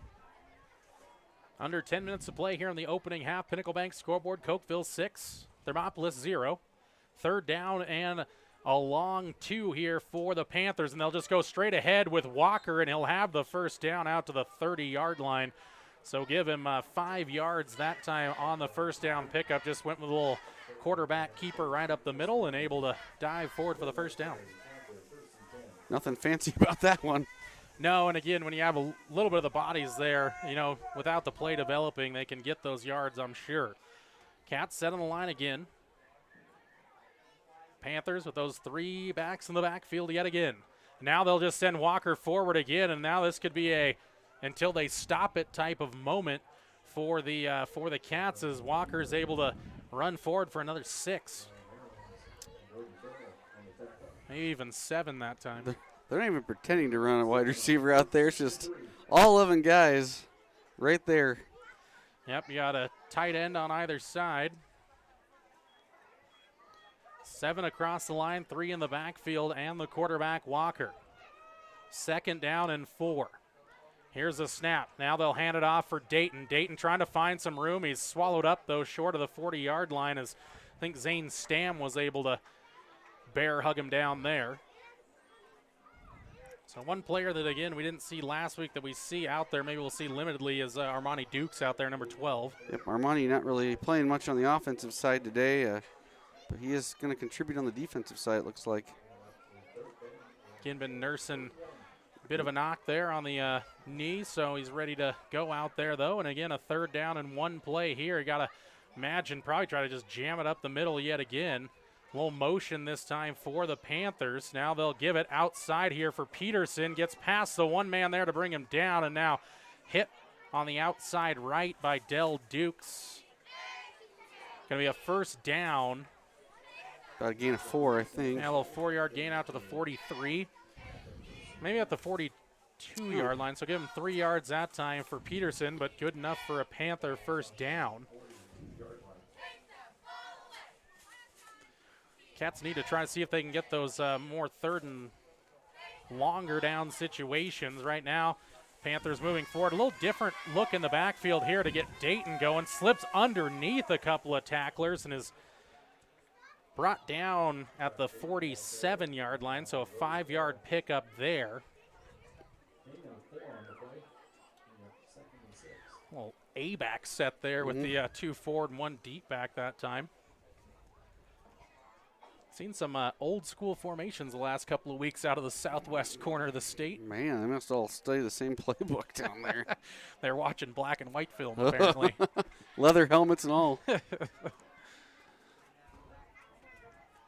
Here's Walker. He's going to throw this time. He has Hatch over the top. He's got his man, but overthrew him that time. And Cats were with it, but then Shumway dove underneath it, almost let Hatch run free there, and fortunately was able to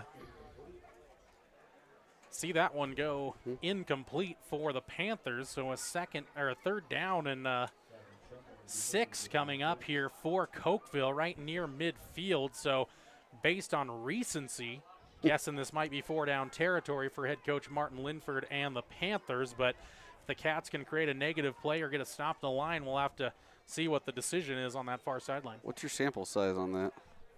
About 1, 2. Okay.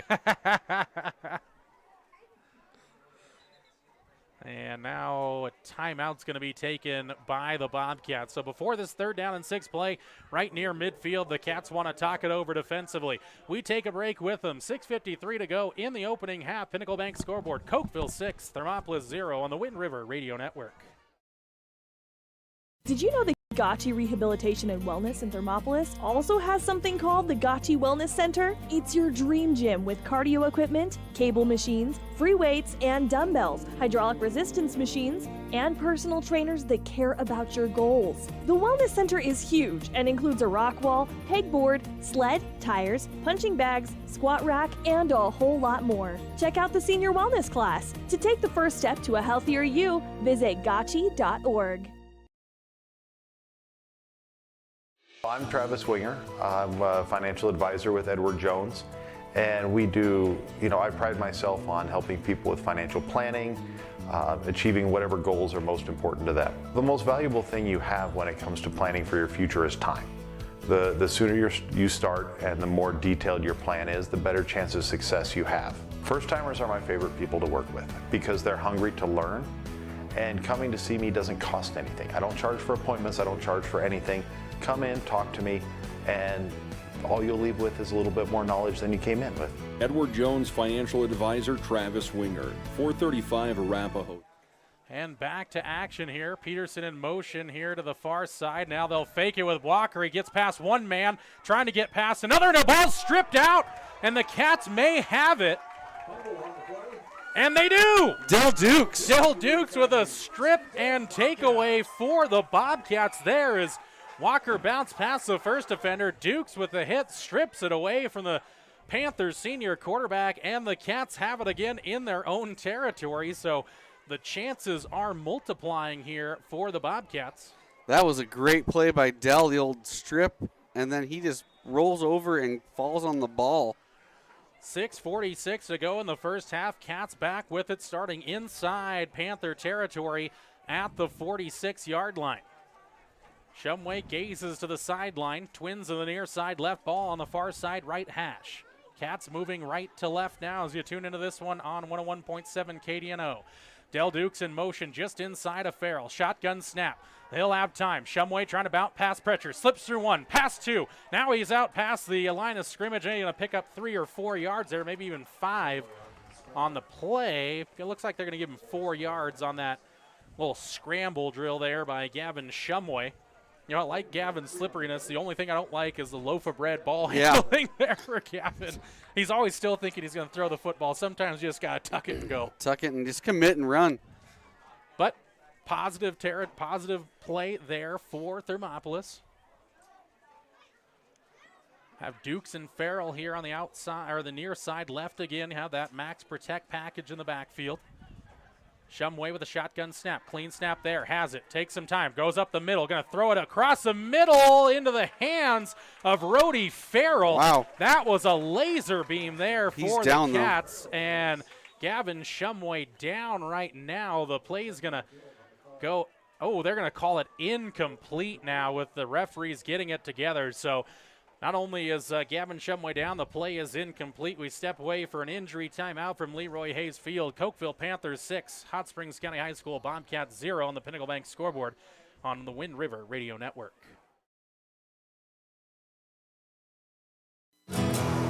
Here in Wyoming, we live by the spirit of the Wild West. Now where the sun's a little brighter, where the snows that fall are a trifle whiter, where the bonds of home are a wee bit tighter, that's where the West begins. We're the bank that's with you wherever that spirit, because we're more than a bank in Wyoming. We're Wyoming in a bank. Pinnacle Bank, the way banking should be. Gavin Shumway coming up on his own here, a little bit hobbled as he heads towards the sideline.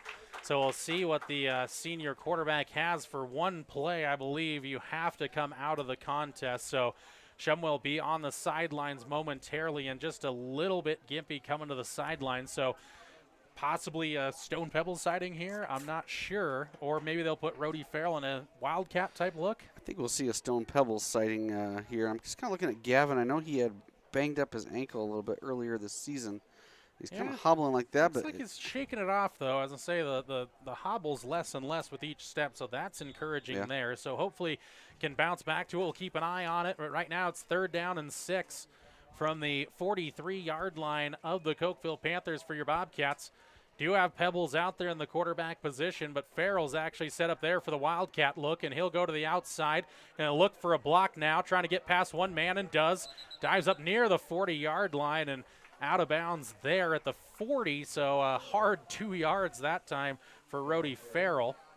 Bobcats still. And Shumway going to put the helmet on and come back on the field, Kevin. Good to see. Yeah, Bobcats still, though, not in the positive side of the run yardage yet in the first half. Yeah, it's been tough sledding. I mean, how many attempts do they have in the half? Only have 6, so, I mean.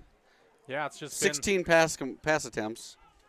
That's kind of been the Bobcat offense here lately. And again, we talk about those short passes. They're essentially extension of that run game. Farrell and Shumway, the two in the backfield here. Bunch trip set to the near side. Here's the snap. Good snap. Not a lot of time, but a throw out to Del Dukes. Quick pass there, and he heads up into the middle of the field. Pass one, but he fumbled it, and it's right into the hands of the Cokeville Panthers. And still on his feet there is number 52, Cale Thompson. He's still running, has a host of Panthers there, and finally taken down all the way inside the Cat 30 at the 27. So take one, give one for Del Dukes there. As again, number 52, Cale Thompson, was able to get the fumble as it was popped out of Dell's hands. And again, the Cats' bum luck just continues to plague them. Yeah, and that's going to be about a 21-yard pass completion, too. And, or not quite 21, I guess. We'll call it 16. And then just drops it, and I'm not sure who chased him down there. They got a... Call another penalty. No, I'm not sure what the call was because the ball was inside the 30, and that's where it's at still. So I don't think there was any flag. May have been on the Cats, might have been a holding or something. The Panthers in positive territory now, just outside the red zone. 5:51 to go. Cat defense has to get back to work. Give it for Dayton. Cuts up the middle. He's got a little bit of room this time. Bounces past 1-2. Now he's still on his feet and finally drugged down out there at the 15-yard line by Gavin Shumway. So that'll be a first down on the 12-yard pickup by Jack Dayton. Longest run of the day for Dayton. So Del Dukes finds out that the football gods giveth, and then the football gods will taketh from you. As I say, we haven't had hasn't really had any play go against Del Dukes this season. So unfortunately, that one will, and the Cats now going to have to try to make a red zone stand as it's 1st and 10 for the Panthers at the 5-minute mark of the second quarter at the Cat 15-yard line. Walker's going to go into the shotgun set with Peterson in the backfield. Motion by Dayton near or far to near side. They'll keep with Walker straight up the middle, diving inside the 10-yard line down to about the 9, so give him 6 yards there. And Walker's a load himself in the backfield there. The senior at, 195 pounds they list him at. Mm-hmm. Plays linebacker, too. I mean, he can give a hit and take a hit. Yes, he can. So 2nd down and a long 4 upcoming here for Cokeville. Set up that A backfield.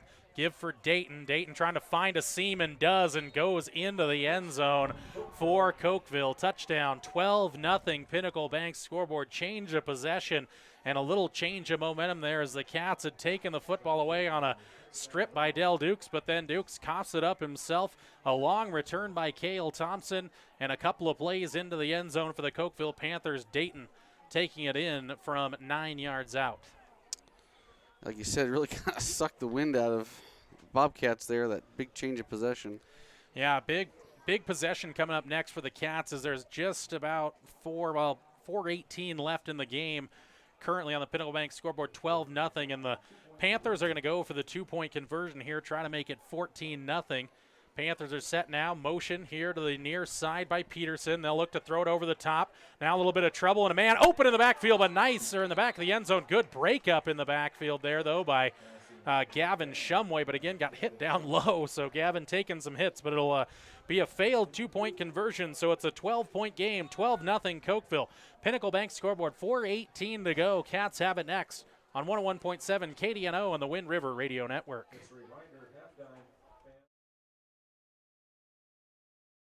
Ever wonder why so many babies are delivered at Hot Springs Health in Thermopolis? Could it be the exceptional prenatal care offered by our providers? Or our convenient family practice clinics located in Thermopolis, Warland, Basin, Shoshone, and Riverton? Maybe it's our new OB suites with large jetted tub, or maybe it's the place where you know you can find all of this and more.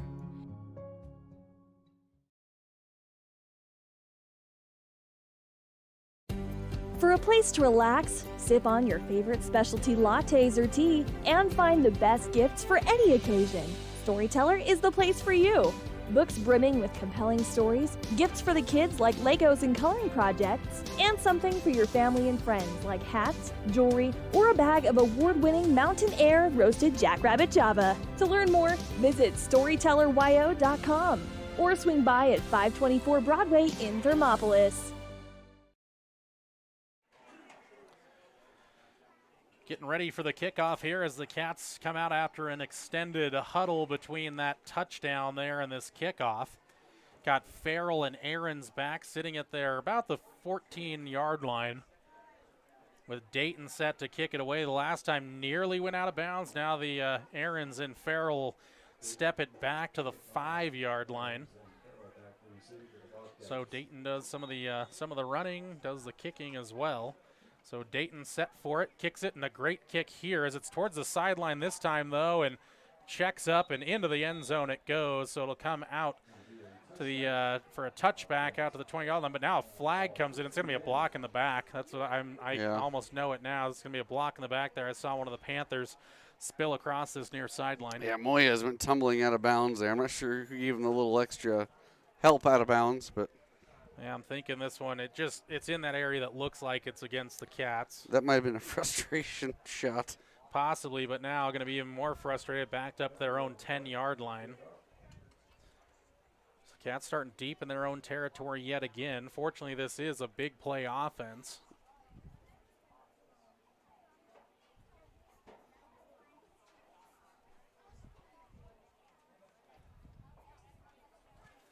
Still just waiting for the call here. Long huddle along this near sideline. So the Cats waiting to see what's going to happen here. And now they're going to go to the far side judge here. So bit of a meeting of the minds out there. Just trying to get this one right. Now they're going to come talk to the coaching staff.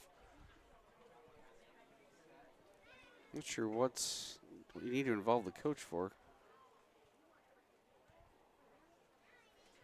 Well, I imagine there's probably just the option of either taking the penalty yard or re-kicking with the 10-yard penalty. Probably just have to present the option, even though they're going to take the penalty yardage against the Cats here. So a couple of times now with Thermopolis going to face a 1st down and 10 from the 10-yard line. So it is a block in the back there by the Cats.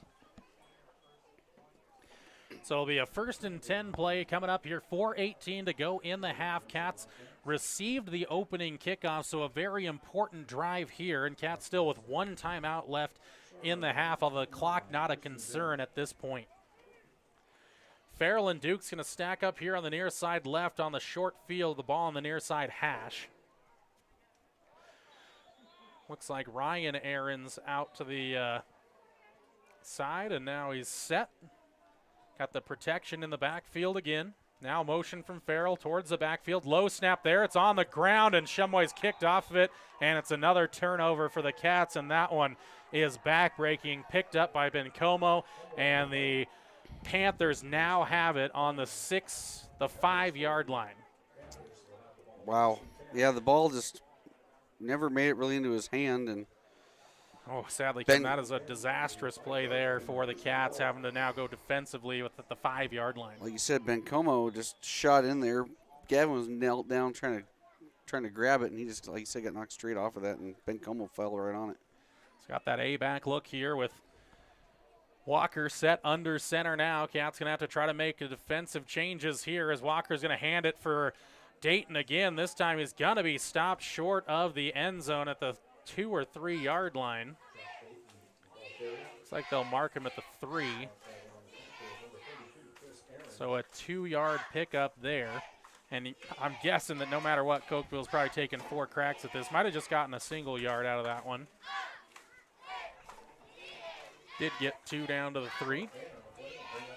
So again, they have Peterson and Kaysen Walker, those 2 forward backs in that A-back formation here with Dayton the deep back. Walker under center. Surveying, sets the offense now, and he'll just take it himself, and he'll go into the end zone. 18-0 Cokeville Panthers. 2 quick scores for Cokeville and 2 turnovers. 12 points thus far for Cokeville, and that one is tough for Thermopolis, who was close to scoring a touchdown a number of times, had some big plays, turned away, and now all of a sudden they find themselves down by 3 scores. Yeah, that's brutal. It's hard. That's going to be hard to recover from. It will. Again, they got to get out there and put some kind of drive together as that one is put into the end zone at the 3:28 mark, so just 40 seconds for that one. 2-point conversion chance here with Walker. He'll put a man in motion. It's Dayton in behind him. Pitch out that way. Speed pitch there. Looked like a hold on the outside. Nothing called, though, as it looked like one of the Cats got hooked out there, but Dayton runs with the corner pylon, makes it 20-0 in favor of the Cokeville Panthers on the Pinnacle Bank scoreboard. Cats take it back over on the kickoff after this on 101.7 KDNO.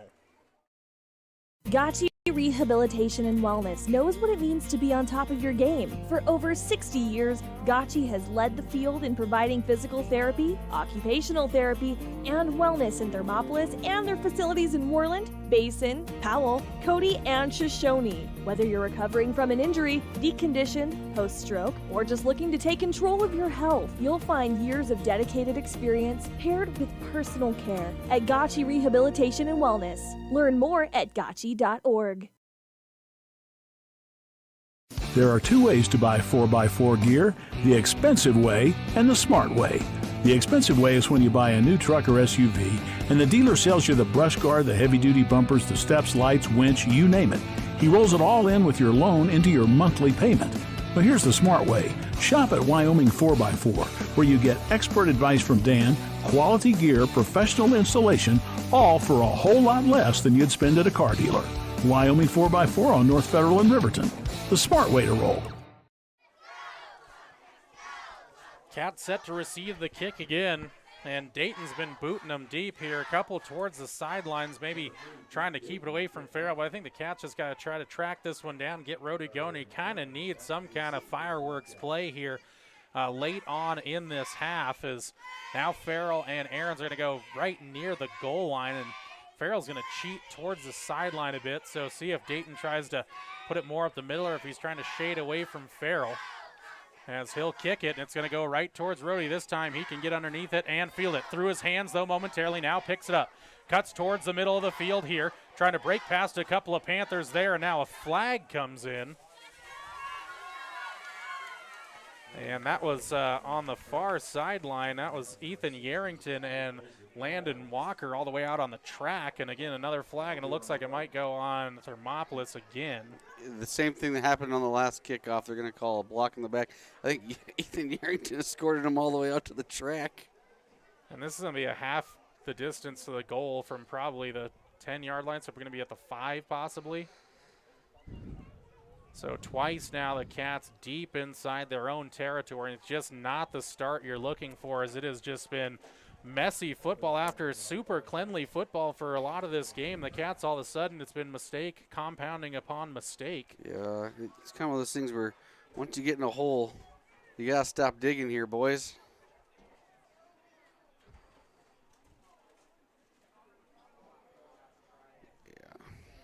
So it looks like they're going to mark it down about the what looks like the 6 or 7 yard line.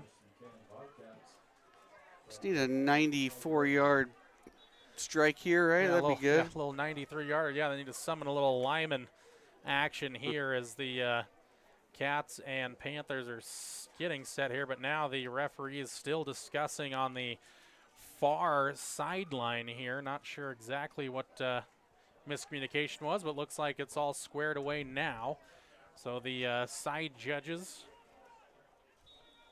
and the line judge going to get into position now. Shumway with trips to the near side, and now a false start, Kevin.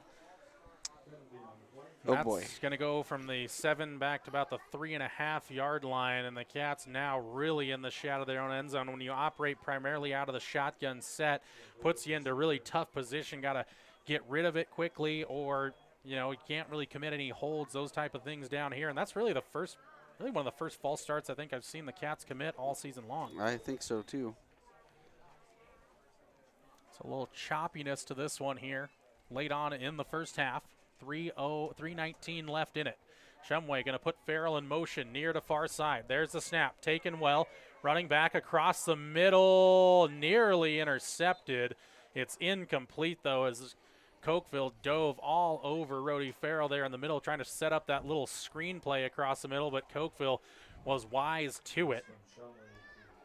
So incomplete on the first down and 10 play. Well, actually first down and I guess about 12 and a half, 13. Mm-hmm.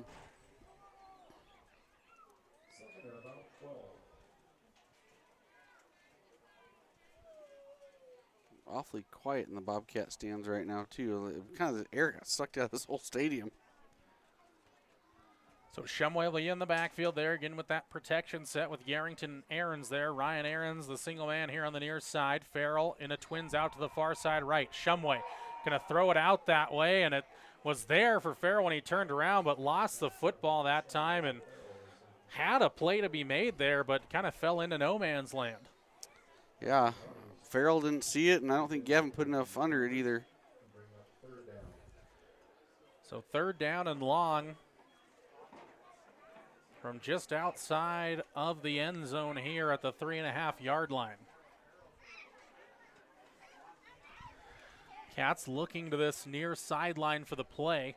That thing, too, so far the Cats have only knocked 11 seconds off of this play clock. Got to pick up something positive here, even to give a chance for Farrell to punt it away or something positive to happen. Shotgun snap, it's good there. Going to throw it for for Aarons up top, and he high-pointed it. Great play there by Ryan Aarons out to the 17-yard line, and that's going to be a pickup of 13 or 14 yards there for Ryan Aarons, and man, what a big play there by Aarons in a multitude of ways. Yeah, that was a big one. If you don't convert that, you're looking at having to punt out of your own end zone there, or I mean, that's dangerous back there. Absolutely. So the Cats with breathing room now out near the 20, and the clock running again now under 3 minutes to play. Cokeville 20, Thermopolis 0. Ryan Aarons to the near side, twins out to the far side right is Delmonico Dukes and Rody Farrell. Shumway surveys the defense one last time. Now will take the snap. Throws it outside to the right. Has a man there, was Chris Aarons, and it was incomplete. It was a forward pass there as Chris Aarons had it in and out of his hands there, got going before he secured the pass. It's kind of that classic trying to make a play before you had the ball type of situation there, so harmlessly falls incomplete. Yeah, he had some room to make some moves there, and like you said, you got to do the first thing first, and that's catch the football. So the Cats going to have a 2nd down and 10 upcoming.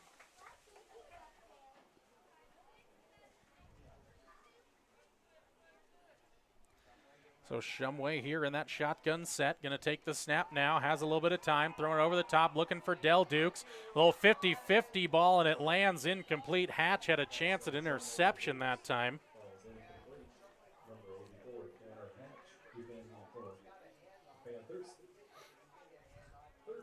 Double coverage out there, risky throw.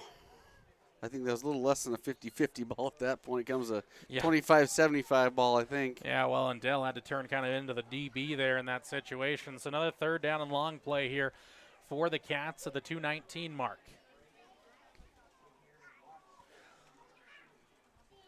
See what Coach McPhee and the Cats have in store on this important 3rd down play late in the first half. Shumway with it now, throw it to the outside. There's a hold out there, and a flag finally does come in. Del Dukes had the reception, but that's going to definitely be a flag. So the Cats going to have a 3rd down and short as that'll be a defensive holding, and now a flag also in the backfield. So there's one in the backfield, could be a late QB hit too. I'm not even sure if it's going to be on the defense. If our offensive player didn't engage the defender before the ball got there. Yeah, it could be. Could be a hold. Might be offensive pass interference or holding. Yep. Yeah, so you're right, Kevin. Going to be end up being an OPI type situation here. But I'm curious what the flag in the backfield is about, because it's back where Gavin kind of threw the football.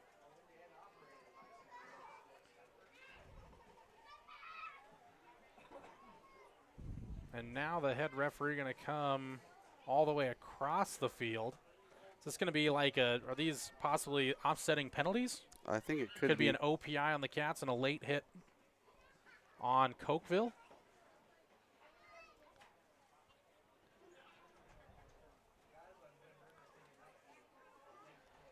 Okay, you're right, engaged.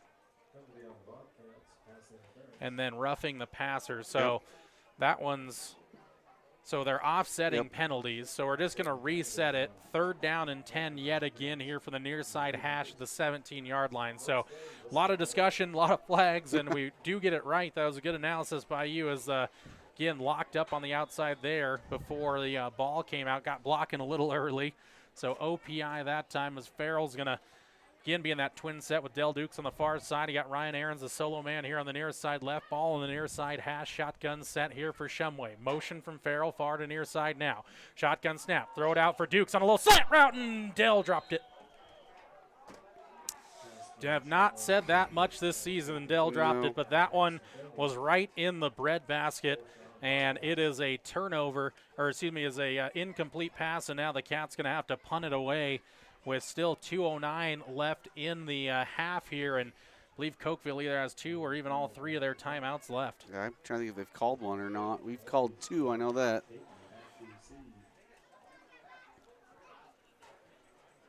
Farrell's going to do the punting here for Thermopolis. Dukes the up back there. A little slow snap back, but Farrell's able to get it high, arcing punt here, end over end. See what kind of bounce it takes. Takes a Thermopolis bounce here, fortunately. Going to get out near the 45-yard line. Maybe at the, 45-yard line is where that one's going to get marked down. So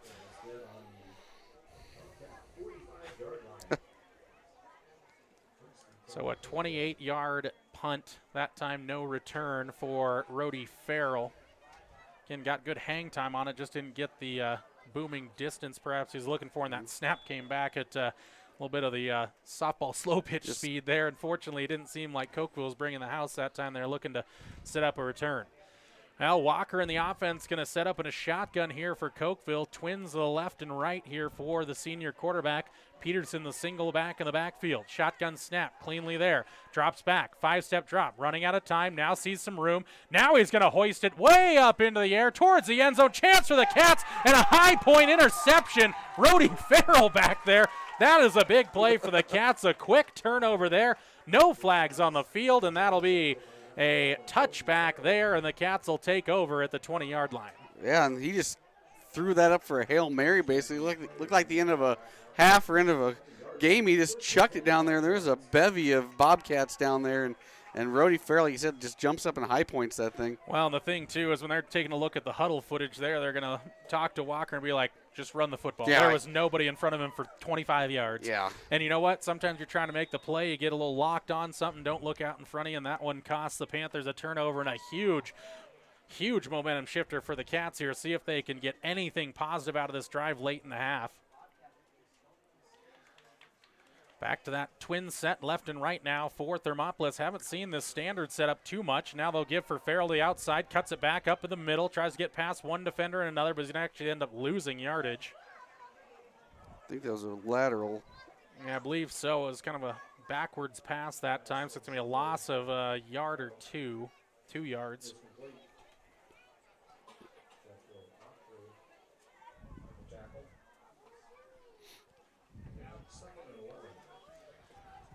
So the clock running at 1:15 to go here. Thermopolis sends trips to the near side now. Ball on the far side hash. Shumway with a clean snap now. This time Dukes on the slant has it. He's coming across the field, trying to get past defenders, taken down right at the first down marker, and I think it's going to be enough for a first down, so they're going to move the change clock. Will stop momentarily with 60 ticks left here in half number 1. Cat's going to go here with a no huddle look as the clock will start running now. First down at the 30-yard line. So a 12-yard pickup there, and the Cats got to get moving quickly. 10 seconds tick by here as Shumway sets the offense now, trips out to the far side. Farrell goes in motion to the near side, so a naked backfield now as Shumway will take it. Little wheel route for Rody Farrell. That one's thrown about 5 yards out of bounds, though, as Shumway missed on that one, and did look like Jack Dayton was kind of running with that play, kind of one you have to put over the top, and was trying to take it towards the sideline. 38.6 left in the half. I almost think if he would have hit him sooner, he had a little 5 to 8 yard cushion right here about the 40-yard line, and get him the ball in space and let him make a move, but instead he tried to float that over top. Yeah, it's kind of one of those unfortunate wheel route. It's kind of looking for that deeper penetration. I'm not sure even Rody would have been looking for the football even if he had it in that area. But again, like you said, this Cokeville team has been giving a lot of cushion. They got to maybe take the short dink and dunk, try to make some plays here with their legs. Trips out to the far side. Shumway has it now. Drop back. Throw it up for Dell Dukes towards the sideline, and over the top that time of Dukes came Hatch. Looked like he got there real early. And he's going to say the referee on that far sideline said it was 50-50 right when the ball got there. They're saying it was just right, a perfectly timed play, and it was close, but it did look like it came up over the top of Dukes, but got a hand to it. I think a couple of the Bobcat fans might concur with that. Absolutely, and head coach Matt McPhee was letting our near side judge kind of have an earful there. 3rd down and 10. Farrell in the backfield. Shotgun snap. They'll give for Rody. Now he'll look to go. Looking to throw it over the top. He's got Dukes there, and a lot of contact again, but Dukes couldn't come up with it as he had Hatch on his backside. Just couldn't come up with that play there. And again, with 28.2 left, I think if you're Thermopolis, I mean, you're tempted to go for this, but this is one of those that you kind of just have to kick away and try to play defensively smart, get Cokeville off the field, and just get into the locker room and see if you can kind of retool some things, reshuffle some things in that halftime locker room, because right now it's a little horseshoes and hand grenades for the Cats. Been close, but doesn't count in football to be close. Right now they're going to punt it away with Rody Farrell from their own 30-yard line. Snap back short again on the ground, but Farrell got to it. A awkward spinning kick here. Going to bounce around now and take another Thermopolis bounce inside of Panther territory down to the 44-yard line. So 17.2 left in the half. Will the Panthers air one out yet again, or is this just one where you are satisfied with a 20-point lead and you get the football back? We'll see how aggressive head coach Martin Linford and the Panthers are here. I would assume you just take your 20-point lead and march into the into the halftime and come out and get the ball back right away. Well, and that's a smart idea to go, but they may at least run a running play here, try to create some space. Got a little motion early there. The Panthers got away with it, and Dayton staying on his feet, driving forward out near a first down, but taken down short, and that's going to be the clock running, and now we have a player down on the field for Thermopolis. So we'll take a quick break here, quick injury timeout. 5.9 to play in the opening half of football. Cokeville 20 and Thermopolis 0 on the Pinnacle Bank scoreboard, but now quickly up onto his feet there is Logan Defoe. So they'll send the teams to the sidelines there. I think Thermopolis is going to burn out a timeout, so we will step away with them here on the Wind River Radio Network. The choice is yours. Sutherland's Friends of the Family Plus Consumer Credit Card lets you choose from 5% off instantly at the register or special financing on qualifying purchases. That means no forms, no waiting, no rebates. You can choose 5% off instantly with your Sutherland's credit card. Got a big project? Choose special financing. The choice is yours with Sutherland's Friends of the Family Plus Consumer Credit Card. Subject to credit approval. Minimum monthly payment required. See store for details. Only at Sutherland's.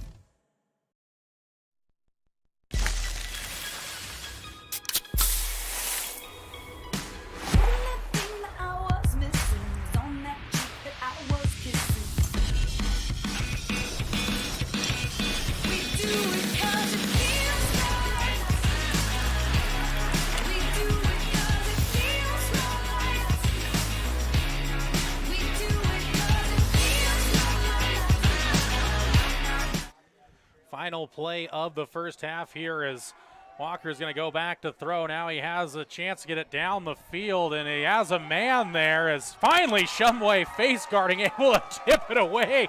And fortunate there for the Cats as Kaysen Walker had a step on him, but fortunately saw the eyes of Walker, tipped it away, and that's the way the opening half will end. The Cats trail it by 3 scores, 20-0 on the Pinnacle Bank scoreboard. Hot Springs Health halftime show comes your way next. We'll take a look at the full stat breakdown from the first half. We'll have our keys to the second half, and as well may take a look at a couple of the prep matchups going on across the state of Wyoming. All that on the Hot Springs Health halftime show coming your way next on the Wind River Radio Network, 101.7 KDNO.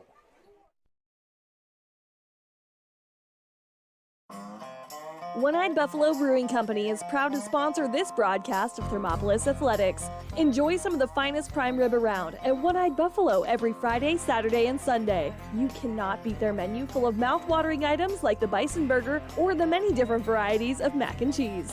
Top it off with one of their locally brewed adult refreshments on tap. One-Eyed Buffalo Brewing Company, 528 Broadway in Thermopolis.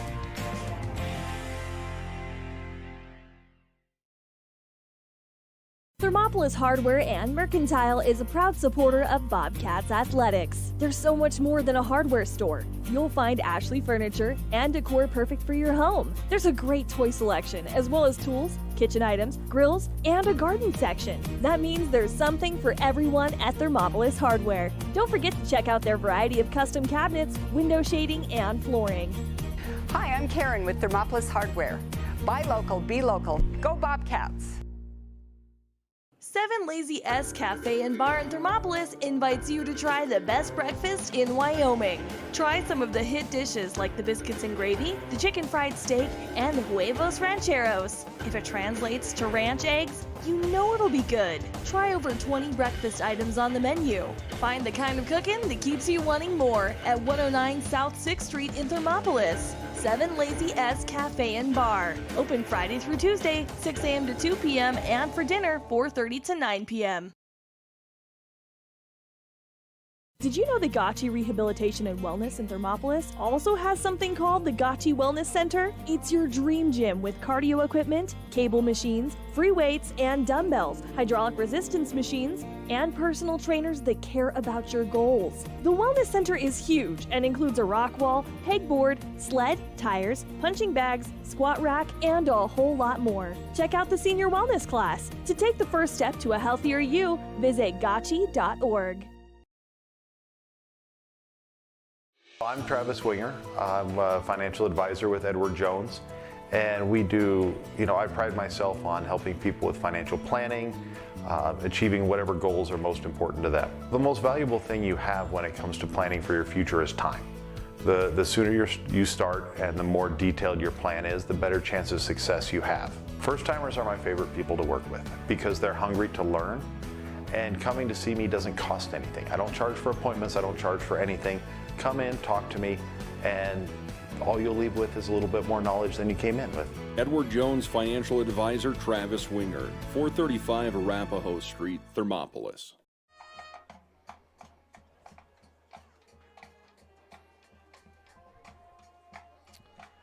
Welcome inside the Hot Springs Health halftime show as you can come back to the Springs County High School Marching Band, the Marching Band Festival down in Casper this weekend. So they'll be performing there. Imagine that's tomorrow is when all that's taking place down there in Casper. So that'll be going on here, doing a little live performance at halftime. And again, this is the Hot Springs Health halftime show. Halftime score on the Pinnacle Bank scoreboard: Cokeville Panthers 20, Thermopolis Bobcats 0. The Bobcats have been on the doorstep a couple of times, but have been unable to convert any points. And then turnovers, the difference, 12 points off of turnovers. Actually, it's going to be 14 points off of turnovers for Cokeville. No points off of turnovers for Thermopolis, as again we find ourselves at 20-0 in favor of the Cokeville Panthers at half. Kevin, just kind of the thoughts on that first half there for the Cats.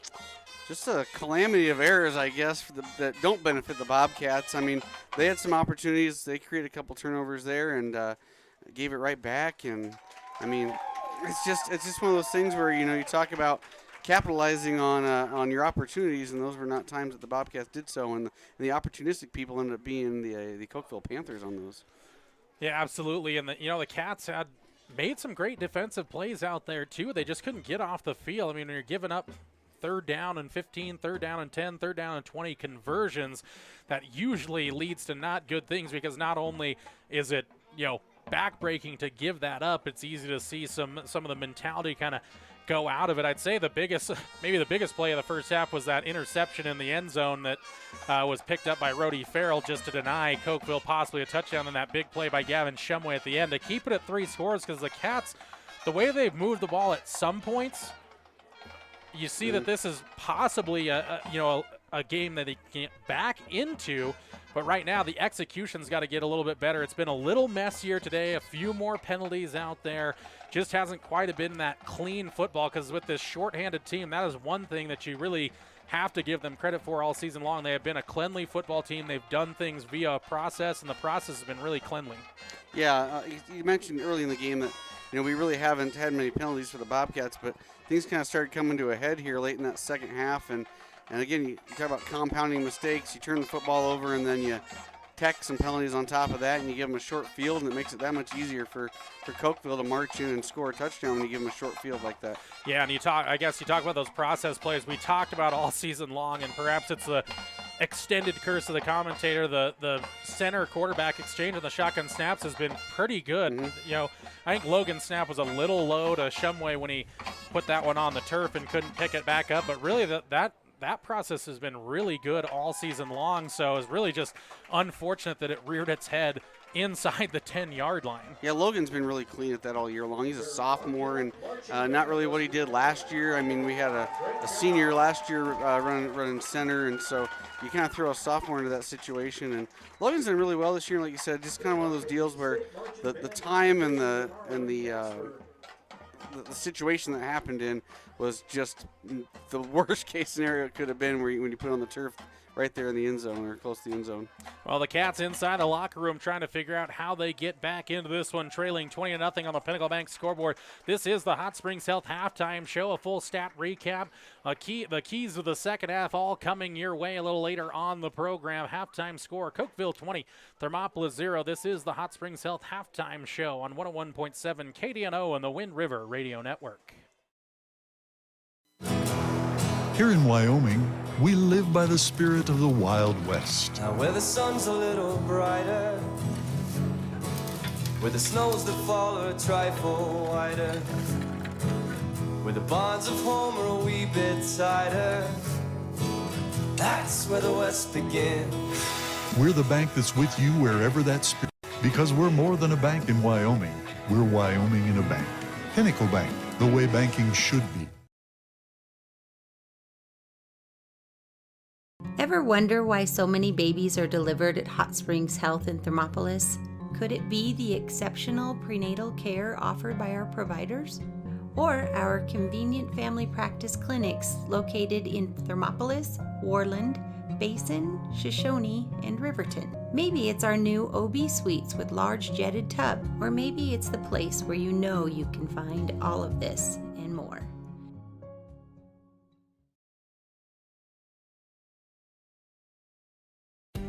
For a place to relax, sip on your favorite specialty lattes or tea, and find the best gifts for any occasion, Storyteller is the place for you.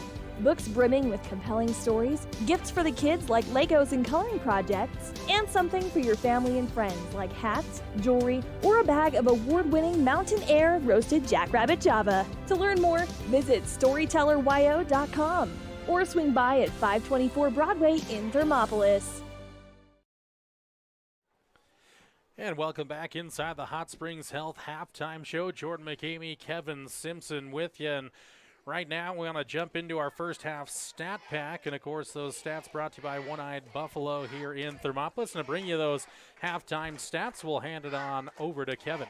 All right, let's start off by looking at your Cokeville Panthers. Landon Walker at quarterback, rushing 9 times for 29 yards and a touchdown. He did fumble one of those as well. He's completed 2 of 6 passes for 41 yards, a touchdown, and an interception. So a lot of stat line there for Landon Walker. He's put a couple on the ground, or put one on the ground, put one interception in the air, and actually scored with both his feet and his arms so far. Jack Dayton, the state's leading rusher, averaging 133 a game, is about halfway home already. He's got 13 carries for 65 yards and a touchdown. No catches for him out of the backfield. I can't even say his name. Moyes, I believe is what we've decided is. Moyes, 9 carries, 29 yards, 1 touchdown, 1 fumble for him. He's caught he's thrown 2 passes according to my sheet, but I think I've got his wrong number as part of the problem here, so I need to redo some of my stats here. But he's rushed 9 times for 29 yards. Peterson, he's got 5 for 16 for him for carries. 1 carry, 11 yards for Walker. And then Hatch has caught 1 for 13 yards and a touchdown. Let's move on to your Thermopolis Bobcats. Shumway tonight, not very efficient with his feet tonight. 4 rushing attempts, -8 yards, and a fumble on there. He's only completed 9 of his 26 passes as well tonight for 127 yards and 2 interceptions, no touchdowns so far.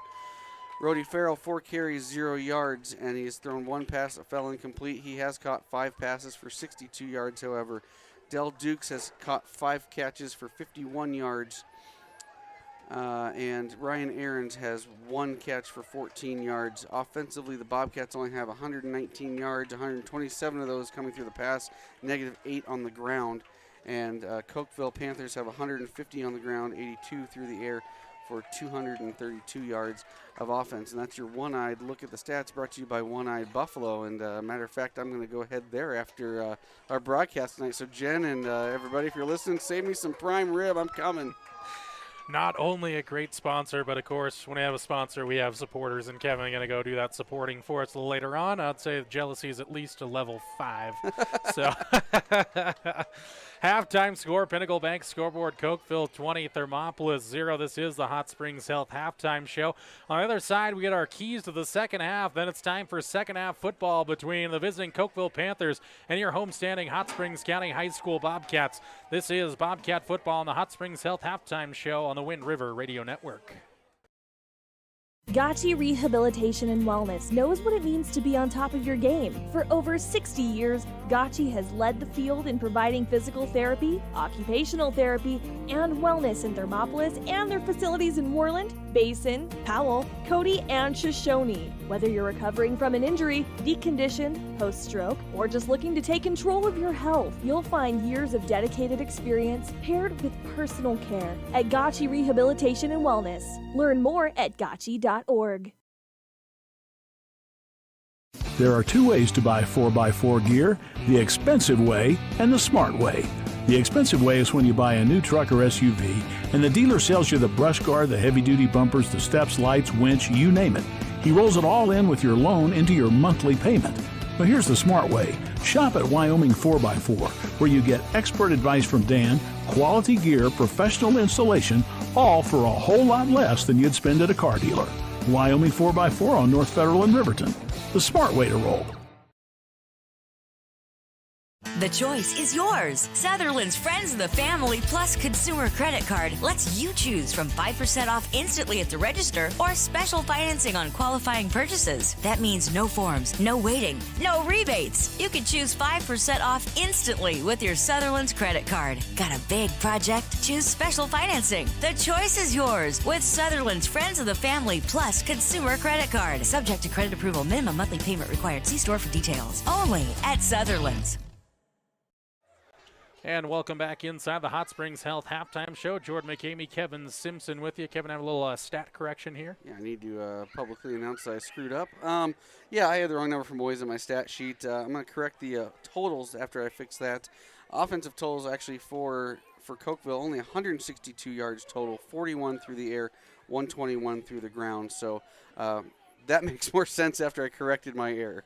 Absolutely. And again, we got, if you're tuned in on YouTube via WyoToday.com, seeing the little junior cheerleading squad putting on the performance there. So it's always fun to get involved with the cheerleading team there, putting in some of that time to get some of those little potential future cheerleaders out there. So it's always fun to see that, once or twice a year here at Leroy Hayes Field. And I think next week we might see some recognition from their rec football program as well, if I'm correct. So Hot Springs County doing a great job supporting the littles here and getting everybody started in their interest early. Absolutely. And again, we'll take a look at the keys to the second half here as the Cats again trail it by 3 scores and got to clean some things up. And to get those keys to the second half, we'll turn it on over to Kevin. Again, having a key to plan to your future is a key to your successful future. Tonight's keys to the second half are brought to you by Edward Jones, your local financial advisor, Travis Winger. And those keys for the second half I have are, number 1, capitalizing on turnovers. Bobcats have given away a couple. Cokeville not exactly playing a clean game either, so Bobcats just have not been able to take those advantage of those and turn them into points. So capitalizing on the chances that Cokeville gives you is number 1 for me. Key number 2, keep focused on Dayton. He's going to get fed the football. There's a reason he's the number 1 rusher in the state. He's about halfway to where his average is, so I don't think they deviate from that plan. I think they're still going to feed Dayton the football. So make sure you key on number 3, Jack Dayton, still here in the second half. Don't get lulled into some false sense of security.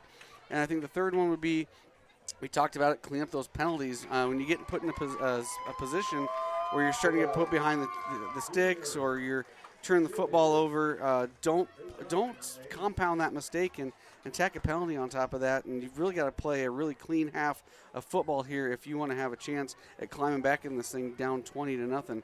And those are your keys to the second half, brought to you by Travis Allen Winger. Thank you, Kevin, for the keys to half number 2. And we're just a couple of minutes away from second half action. That wraps up our Hot Springs Health halftime show. Halftime score, Cokeville 20, Thermopolis 0. Can the Cats get back in it? Find out next on 101.7 KDNO and the Wind River Radio Network.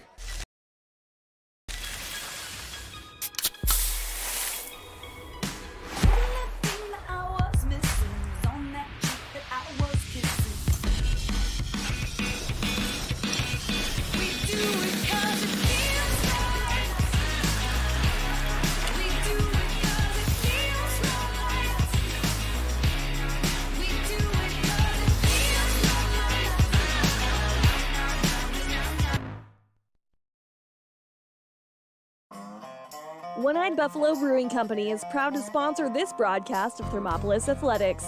Enjoy some of the finest prime rib around at One-Eyed Buffalo every Friday, Saturday, and Sunday. You cannot beat their menu full of mouth-watering items like the bison burger or the many different varieties of mac and cheese.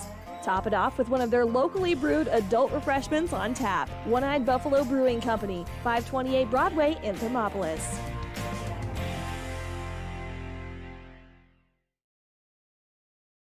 Thermopolis Thermopolis Hardware and Mercantile is a proud supporter of Bobcats Athletics. There's so much more than a hardware store. You'll find Ashley furniture and decor perfect for your home. There's a great toy selection, as well as tools, kitchen items, grills, and a garden section. That means there's something for everyone at Thermopolis Hardware. Don't forget to check out their variety of custom cabinets, window shading, and flooring. Hi, I'm Karen with Thermopolis Hardware. Buy local, be local. Go Bobcats! 7 Lazy S Cafe and Bar in Thermopolis invites you to try the best breakfast in Wyoming. Try some of the hit dishes like the biscuits and gravy, the chicken fried steak, and the huevos rancheros. If it translates to ranch eggs, you know it'll be good. Try over 20 breakfast items on the menu. Find the kind of cooking that keeps you wanting more at 109 South 6th Street in Thermopolis. 7 Lazy S Cafe and Bar. Open Friday through Tuesday, 6 a.m. to 2 p.m. and for dinner, 4:30 to 9 p.m. Did you know the Gotchi Rehabilitation and Wellness in Thermopolis also has something called the Gotchi Wellness Center? It's your dream gym with cardio equipment, cable machines, free weights and dumbbells, hydraulic resistance machines, and personal trainers that care about your goals. The Wellness Center is huge and includes a rock wall, pegboard, sled, tires, punching bags, squat rack, and a whole lot more. Check out the Senior Wellness class. To take the first step to a healthier you, visit gotchi.org. And we're ready for half number 2 on the Wind River Radio Network. Jordan McKamey, Kevin Simpson with you for Bobcat football all season long. Cats got a game and a half left now, and an important half here against Cokeville. Any chance of the postseason for the Cats really leaning on the next couple of weeks? And we said it last week, Kevin, having to pick off either Cokeville or Lovell, a very tall task for this shorthanded Cats team. But right now, perhaps the best position. You're down by 3 scores, but still a chance to get back in this one. It's the end of the season, Jordan. You can't hold anything back now. I mean, here we go. Bobcats got to put something together here, climb out of a 20-0 hole, and like we talked about during the halftime here is, do we see something crazy here, like an onside kick right off the gate? So Cat's going to kick this one away here, and it'll be Owen McCumber doing the kicking, and haven't had a chance to see Owen so far as the Cats haven't had a chance to kick off or attempt any PATs, so first time we see the senior out there. And Cokeville set up on their own 10 right now to try to receive this one. Dayton back there along with Walker as McCumber will stride forward. Put this on a tee, kicked it straight up in the air, and the Cats a chance to get on this, Kevin. I think they did. I think they recovered it. We have a penalty flag for some reason. I don't know why there's a flag. That one went well more than 10 yards. What is the flag for? This will be interesting because I do not understand what the flag. That was. I think that must have been intentional. Yes, he shot it straight up in the air. And Rhodey that was awesome. I think it was Rhodey Farrell. That has. If this goes against Thermopolis for some reason, McPhee might come unglued. He might. This might. Yeah. We'll cut to a commercial. No. I just don't know what this could possibly be, because Cokeville didn't call for a fair catch. No. Nothing along those lines. It's legal to touch the ball after 10 yards. Yes. It doesn't have to hit the ground. No. I don't understand what the flag could be. You're Truly. answering you're answering all those questions correctly so far, Jordan. Just like, I am so confused. If they make Thermopolis re-kick this, I will need a full explanation of why. And they're gonna maybe it's after it. There was some. This could be such a disastrous turn of events here for the Cats. What's the legal block in the back? But it will be first down. I think they're going to retain the ball. What in the world just happened? So, no, it's going to be Cokeville ball. I do not understand. I have no idea, and I can't have a commentary. That is one of the strangest calls I've ever seen. I don't understand. There couldn't have been a block in the back because they weren't even up blocking yet. Makes no sense. Have no idea what happened. That is the first time I've seen something like that, and that pretty much goes right with the way the Cats' day have gone. So it'll be Cokeville football. Instead of a turnover, Cokeville takes over at the Cat 43-yard line. As Walker goes under center with the three-headed backfield now. Takes the snap, hands it off directly for Dayton. Dayton bouncing to the outside, trying to find some room here, dragging Cats near a first down. down to the 34-yard line, so 9 yards there for Dayton on first down. I'm still in a bit of a stupor, Kevin, because I do not understand, because they called what looked like to me they were calling a block in the back. Yeah. But again, I don't understand who'd how you block in the back? I don't understand how Cokeville could have had the option to retain the football because they never got possession of the football. Right. Walker goes under center again. He'll hand it here this time outside for Peterson, and Peterson's hit short of the first down marker.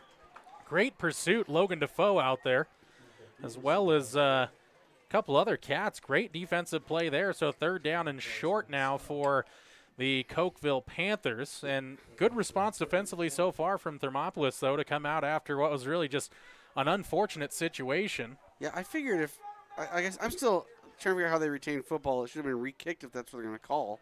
Yeah, well, post-game we'll talk to head coach McPhee, and hopefully it's after a great Thermopolis comeback, but 10:45 to go, Pinnacle Bank scoreboard, third down here as Walker's going to take, he's out in some open space, and now flag comes in. Holding. That is in the area of holding there, and that could be a big beneficial penalty for the Cats, which right now you think the football gods would be looking at their papers and deciding they need to do something. Man, that's Bobcats have not been the beneficiary of any of these calls right now. And they are pointing back towards Cokeville. So it will be a hold, yes. So it's going to be a hold, a 10-yard penalty from the flag, going to set up about a third down and probably at least 7 or 8, it looked like. And the crowd is elated about a call going their way. That was this was a strange one there. I'm more just interested from a football fan perspective so that I can understand what happened on that kickoff, because everything seemed cleanly, everything seemed great, and I just don't understand. Maybe there's some little high school narrative of a rule that changed that. Third down and 9 now for the Cokeville Panthers. Going to go into a shotgun set. Twins one way now. Motion from Justin Moyes from the near to the far side. And Walker, he's got the first down now as he went straight ahead, still on his feet. Finally taken down after picking up about 15 yards there down to the 28-yard line. Walker just barreling down people, and big guy. Yeah, and a direct snap there to the quarterback. The Cats have really been great on that, but again, another third down and long pickup. It's happened all too often for the Cats now back on their heels defensively here as Cokeville goes inside the 30. They'll go in the shotgun again. Motion from the far to the near side this time. And now Walker, he puts it on the deck. He's going to be able to scoop it back up and able to get positive yardage. Ends up picking up 5 or 6 there as the Cats couldn't get through the blocks that time. Just can't get a break here. Going to be a pickup about 5 yards there that time for Walker after what could have been a disastrous play. Yeah, just balls on the turf, bounces right back up to Walker, and not only that, tack 5 yards onto it. Yeah, right now, again, the ball kind of going the way of the Cokeville Panthers here as the Cats going to try to stand up defensively. Walker under center this time. He'll give straight back for Cason Walker, and he is driven backwards, and finally the whistle comes in there as the crowd gets going in now as the PA man, Mark Hamilton, trying to make sure everybody's awake now, so get the cheers going. Third down and 5 upcoming there. They give him no gain. They're just going to get him back to the line of scrimmage there. So you got that three-headed monster in the backfield for Cokeville. And Walker going under center. Keeps his line high before he sets him. Line sets now. Snap, and they'll go Walker straight forward. And he's loose again, dragging Bobcats forward inside the 10-yard line. A few times they've run that quarterback keeper, and it has just paid dividends as that one's down inside the 10-yard line at about the 8, and the Cats have a player down now. And so we'll take an entry timeout here for Thermopolis. First down and goal for the Panthers after this break. 20-0 Cokeville. Pinnacle Bank scoreboard, 8:59 to go in the third quarter. I'm Travis Winger. I'm a financial advisor with Edward Jones. And we do, I pride myself on helping people with financial planning, achieving whatever goals are most important to them. The most valuable thing you have when it comes to planning for your future is time. The sooner you start and the more detailed your plan is, the better chance of success you have. First-timers are my favorite people to work with because they're hungry to learn And coming to see me doesn't cost anything. I don't charge for appointments, I don't charge for anything. Come in, talk to me, and all you'll leave with is a little bit more knowledge than you came in with. Edward Jones Financial Advisor Travis Wingard, 435 Arapahoe Street, Thermopolis. Here in Wyoming, we live by the spirit of the Wild West. Now where the sun's a little brighter, where the snows that fall are a trifle whiter, where the bonds of home are a wee bit tighter, that's where the West begins. We're the bank that's with you wherever that spirit, because we're more than a bank in Wyoming. We're Wyoming in a bank. Pinnacle Bank, the way banking should be.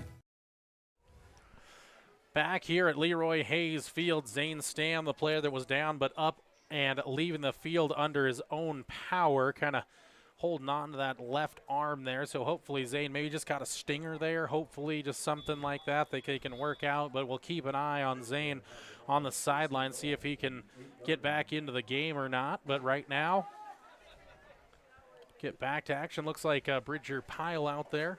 Yeah. Zane's taking some shots this season, that's for sure. Yeah, missed a game with a knee.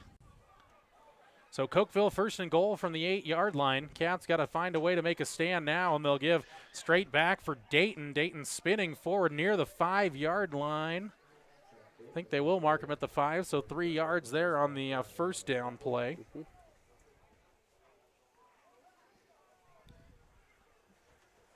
See Micah Peterson come off the field for Cokeville, and Justin Moyes come back in.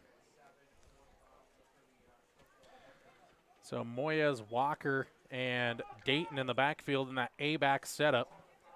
Walker now hand back. No, he's going to keep it to the outside. Going to be pursued by Ethan Yarrington. Yarrington can't bring him down there. And into the end zone he goes. 26-0 Cokeville. So after what looked like could be a momentum game-changing, essentially pop-up onside kick recovered by Rhodey Farrell, a penalty nullifies that, sets up Cokeville inside Bobcat territory.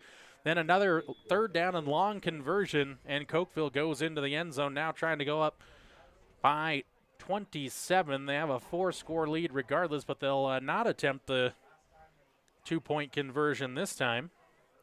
Now the kick is up for Dayton, and it is good. So Dayton splits the uprights there. 27-0 Pinnacle Bank scoreboard. Cats going to try to find some offensive firepower next on 101.7 KDNO on the Wind River Radio Network. Ever wonder why so many babies are delivered at Hot Springs Health in Thermopolis? Could it be the exceptional prenatal care offered by our providers? Or our convenient family practice clinics located in Thermopolis, Warland, Basin, Shoshone, and Riverton. Maybe it's our new OB suites with large jetted tub, or maybe it's the place where you know you can find all of this and more.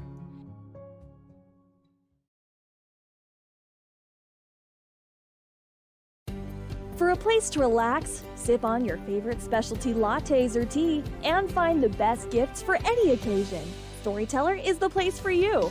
Books brimming with compelling stories, gifts for the kids like Legos and coloring projects, and something for your family and friends like hats, jewelry, or a bag of award-winning Mountain Air roasted Jackrabbit Java. To learn more, visit StorytellerYO.com or swing by at 524 Broadway in Thermopolis. 27-0 Pinnacle Bank scoreboard. Cokeville on top of Thermopolis. And again, what looked like could be a game-changing play turns into a Cokeville drive start inside of Bobcat territory. Another third down and long conversion. And then it's Landon Walker, who now has 3 total touchdowns, 2 of them rushing and 1 of them through the air right now. So accounting for 3 of the 4 Cokeville touchdowns, as Dayton will kick this one away. Kind of an awkward wobbler this time, and Aaron's going to try to get on it. Ran away from it, now picks it up at the 5, and the coverage team there tries to break back, does break 1 tackle, and then he's upended out there in the end, and Aaron's down for a moment at the 10-yard line as he was picked up by Kason Walker, I believe, with the tackle there. So Aaron's able to get forward a little bit, but right now we've talked about all season long, the Cats haven't really had bad starting position, but today it's been nothing but bad inside the 20 and often inside the 10. Yeah, and a lot of it's just they have not been able to field a kickoff here, really. We saw it go through the hands of Rhodey earlier. We had the one sit on the sidelines. Yeah, that was tough, the one that went through Rhodey's hands, because if he can get going, you know, he can always try to make a play, but when it takes that extra second to pick it up, the Cokeville coverage team has been pretty good. We'll have Twins here to the near side right as the Cats are moving left to right here in half number 2, actually quarter number 3 with 8:14 to go. Shumway and Farrell in the backfield. Standard Twins set left and right. A little hard count there for Shumway. Got him going. Now gives for Farrell. He's hit in the backfield and had the Cokeville Panthers moving early, but no flags on the field as play was called, and that was a takedown deep in the backfield, maybe a loss of 6 yards or so. Bobcats just cannot get on the positive side of the rushing game tonight. Yeah, if that's a loss of another 6 yards, that's down to negative, 14, 15 yards on the night. You are quite the math magician. Nailed it. Call me Magic Man. There you go. Now you see me? No, now you don't. All right, got the max protection package here on 2nd and 16. Now the ball inside the 10-yard line at the 6. Farrell in motion near to far side. Now they're going to throw it outside looking for Ahrens and off of Chris Ahrens' hands. Again, that one looked like that one might have been on Gavin. Was a little out in front of him, but Chris has had a couple of chances on those because Cokeville's really following Farrell around the field and just try to bring that in, pick up some positive yards. Now we have a 3rd and 16 inside the 10-yard line in Thermopolis. The offense has been sputtering, and they got to find some kind of ignition here.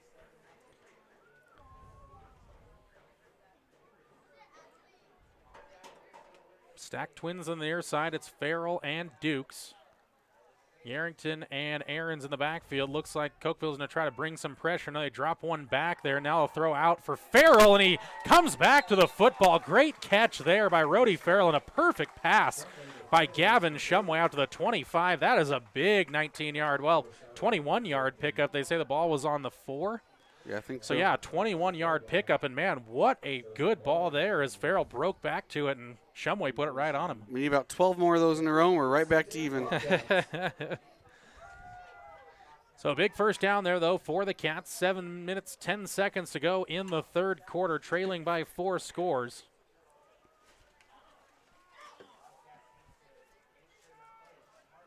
In they'll go with the protection package in the backfield. Farrell and Dukes go out to the far side left now. Now they're going to look to throw for Ahrens. A man over the top, and Hatch just got a fingertip on that. Actually, that was Andrew Jackman that just got a hand on that. If that had one more yard of air on it, that one might have been a house call. Yeah, I think you're correct. You just need to get that one little last yard of air under that thing, and Ahrens would have been off to the races, but great last-second tip there or by Jackman.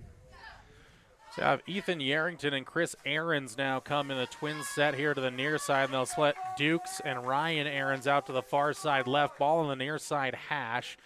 Farrell now in behind Gavin Shumway. The deep back there in the shotgun set. Snap comes in. Now Shumway, throw it across the middle, looking for his man. Hooked up with Ahrens, I believe, and then stood up. No, dropped it. Dropped her. So another 3rd down and long play. Kind of been a unfortunately where the Cats have kind of lived a little bit this contest, having to face 3rd down and long after 3rd down and long. But a couple of plays have been made right now. The Cats got to try to make something positive. And you know, Kevin, being down 27-0 with the offense in the state that it is, Coach McPhee, it might be that time where we see 4-down territory in all parts of the field. I'm gonna guess you are correct. I've been wrong before. Ask my wife. Not often. Well, hard count there from Shumway. Got in the little awkward snap there. Now throw it across the middle. Has his man, Dell Dukes, and that's going to be a 1st down. 3rd down's been magical thus far in the second half. An 11-yard pickup on 3rd and 10 has the Cats continuing to march on. Well, we just pretend it's 3rd down every time. Sir, can you just put the 3rd on the down marker? Thank you. Thank you. It's a mental thing. Yeah. Did you see Shumway snap that out of the air one-handed? That was what I thought was about the best part of the play. Great catch by Dukes to pick up the 1st down. Now Farrell's in the backfield here. As Shumway takes it, they'll hand for Rhodey, and Rhodey stood up right away there. And I talked about this at halftime, trying to get Rhodey going downhill just to see if you can get something going, try to keep Cokeville honest that time, but it didn't take much stop, and it's a loss of a yard, maybe 2 yards. Well, you won't have many games where Ruddy Farrell doesn't have any rushing statistics, but today it's starting to feel like that could possibly happen, but still plenty of time left in this one. Less than half of the third quarter to play, though. 5:54 and ticking away. Cats trail it by 4 scores, 27-0 Pinnacle Bank scoreboard. They're going to move Rhodey out here to the slot. I think they're just going to try to find a different way to get him the football. Yep, Twins here to the near side right. One man out to the far side left. Good snap here, Shumway. A little bit of time. Throws across the middle. It's intercepted there by Justin Moy as he's going the other way. He's got room, got blockers there. Yarrington going to try to bring him down and does inside the 20. So another turnover for the Cats there, and that one hurts as Thermopolis will have to go back on defense inside their own 20-yard line as the Panthers come back onto the field. Like I said, they move Rhodey out there in the slot, and like I said, they're trying to get him the ball a different way, and Cokeville knew exactly, I think, what was coming, and they jammed him a little bit at the line and just undercut the route. Yeah, and looked like Gavin tried to jam that one in there and couldn't get it past Moyes, who came up with an interception. There was a flag on the play. Saw it on the far sideline, I thought, and it will be against Cokeville, but it was at the end. It was after the interception is when the flag came in, so it won't erase the interception for Thermopolis. Just a 5-yarder too, wasn't it? Yeah, I believe it was. So 5-yard penalty with now it's with Walker in the backfield. And that shotgun set sends Twins to the left. One of them's Dayton. They'll go out on a play, throw it for Hatch, and gets a block there. Hatch has some room running up the near sideline, and he will go into the end zone now. And one play and a touchdown for the Bobcats. And Farrell was trying to bring him down, try to force him out of bounds, gave him a good push there at the end, ended up all the way on the track there, but Farrell stayed out there with a sportsmanship type play and helped him up off the deck. Sorry about that. And so Hatch gets the touchdown from is that one from about 18 yards out? 22 yards out. So 22-yard touchdown reception for Tanner Hatch. And the Cats now trail this one 33-0, trying to make it 34-0 is Dayton. Got going on that one early, but was able to get the snap, and the hold down was Walker, and it's up and good. 34-0 Pinnacle Bank scoreboard. Cats trying to find any kind of offensive firepower. They're in need now, trailing by 5 scores. Midway through the third quarter, 5:15 to go. Pinnacle Bank scoreboard back after this on 101.7 KDNO. Gotchi Rehabilitation and Wellness knows what it means to be on top of your game. For over 60 years, Gotchi has led the field in providing physical therapy, occupational therapy, and wellness in Thermopolis and their facilities in Moreland, Basin, Powell, Cody, and Shoshone. Whether you're recovering from an injury, deconditioned, post-stroke, or just looking to take control of your health, you'll find years of dedicated experience paired with personal care at Gotchi Rehabilitation and Wellness. Learn more at gotchi.org. There are 2 ways to buy 4x4 gear, the expensive way and the smart way. The expensive way is when you buy a new truck or SUV and the dealer sells you the brush guard, the heavy-duty bumpers, the steps, lights, winch, you name it. He rolls it all in with your loan into your monthly payment. But here's the smart way. Shop at Wyoming 4x4, where you get expert advice from Dan, quality gear, professional installation, all for a whole lot less than you'd spend at a car dealer. Wyoming 4x4 on North Federal in Riverton. The smart way to roll. And welcome back inside the broadcast booth here at Hot Springs County High School. Bobcats in trouble here in the third quarter, trailing 34-0. Pinnacle Bank scoreboard, 5:15 to go in the third quarter after the Tanner Hatch 22-yard touchdown reception. Dayton will send this one away, and it's an awkward wobbler, but this time brought in by Rhodey Farrell. Farrell to the outside now, trying to find some room. Has room, and he's running!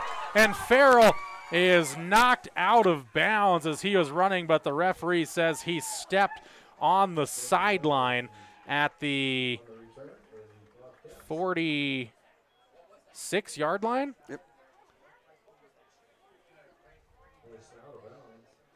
Thought that was the fireworks play that they needed, but right now the referees on that far side too are discussing something. I'm not sure if it was, hopefully it wasn't like an inadvertent whistle or something like that. I would hope not. There's no flag on the field. I'm not sure what the discussion is. What is happening?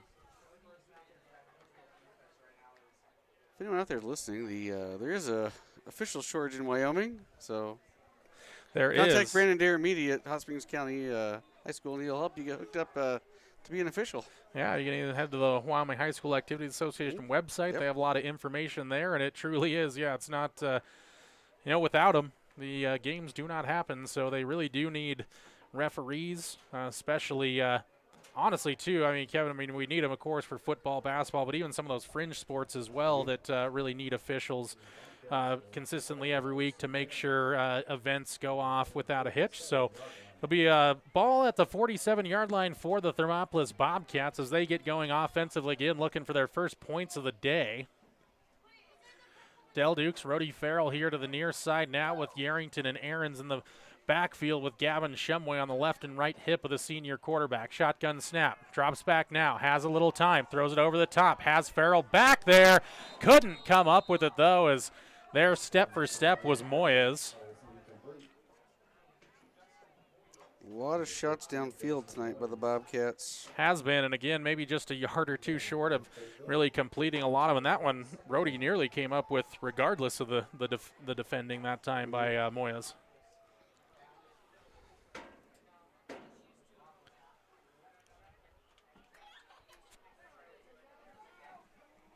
Cats at the line again now. Look for that twin set here to the near side again, Farrell and Dukes. Farrell in motion near to far side. Now Shumway, throw it out for Ahrens. Finally did bring this one in, but that time Cokeville was wise up to it. It seems like every time they've had a chance to read the play when it's finally completed, they've done so. Ahrens had room the first two times when he dropped the pass. That time does bring it in. Lost a couple of yards, but swallowed up quickly by the Cokeville defense. I guess when you're playing with your cards showing, it's pretty tough to make things happen. And right now the Cats have really ran through about everything that they can. It's not much of a secret anymore. No. Trying to think of what look we haven't seen out there yet. Farrell will go into the backfield this time, trips out to the far side left. Now Shumway, he'll throw, he'll look for Dukes, has some air underneath it, and nearly intercepted by Hatch, as there was double coverage with Hatch and Dayton out there. Dell's managed to get some positive yards tonight, but he has not had the room on the outsides like he's had in weeks before. The Cokeville coaching staff did a good job of getting their DBs and safeties ready as they've really been shading towards Dell. He's still chewed up some yardage, had a good night, but they kind of kept him a little bit quiet, kept the sophomore a little bit quiet by his standards this season. Like I said, there's just been a lot of 50-50 balls from up there and not a whole lot of possession types of throws tonight. So fourth down and long. Cats are going to go for it here with Farrell and Shumway in the backfield. Snap now. They'll fake to Farrell, throw it across the middle, and Ahrens wasn't even looking for the football. Falls incomplete. Turnover on downs for the Cats as Cokeville going to take over on the Bobcat 45. Do want to remind you, we'll see what happens here, but in Wyoming High School football, the 35-point rule in the second half, possibly the running clock could be a factor here as we head towards the back end of the third quarter. But right now, the Cats going to look to get the stop to prevent that from happening and get the football back.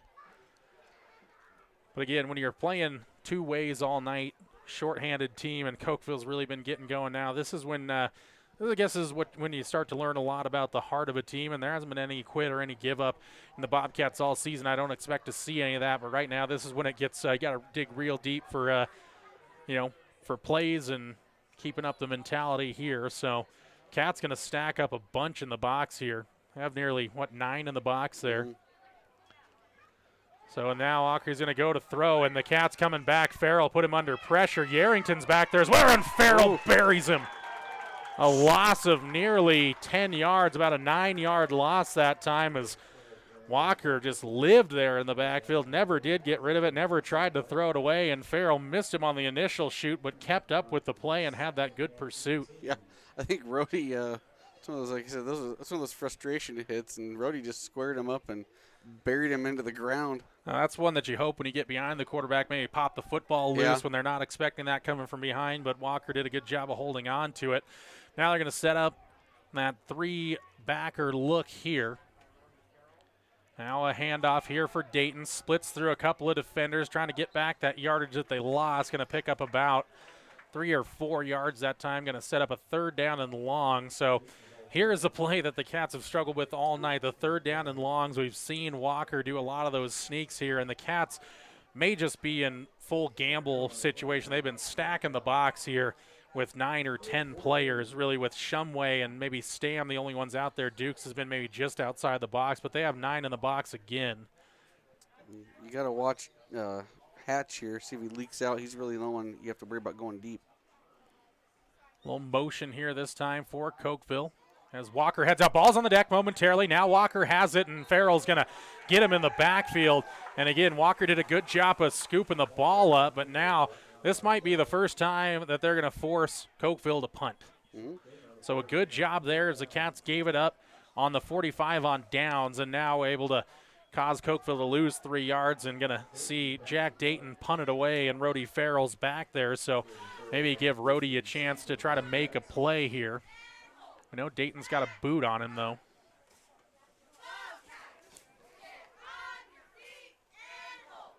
You got big 54 back there doing block protection. Yeah, Jesus Bencomo back there. Now high snap brought down by Dayton. What a great pick by Dayton, though, as Farrell lets that one run, and that one's going to stop just inside the 2-yard line.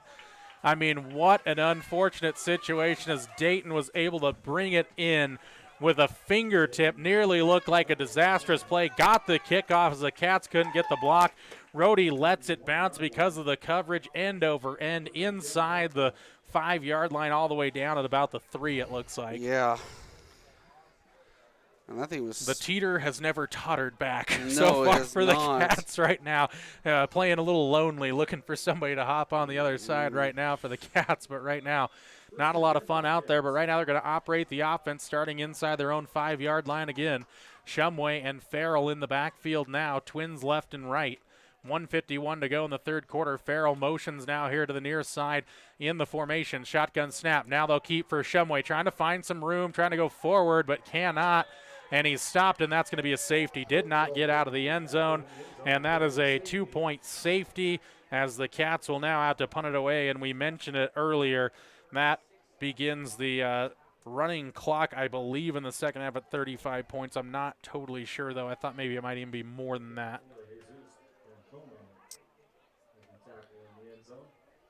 So now the Cats will be forced to punt this one away from, is it the 20? I don't know. It's been a while since I had to call That was a bold yeah. kind of play there for the Bobcats to run, trying to just catch Cokeville off guard. But so far, nothing defensively has caught Cokeville off guard. Pretty much, I think the coaching staff is just telling their linemen just go straight downhill.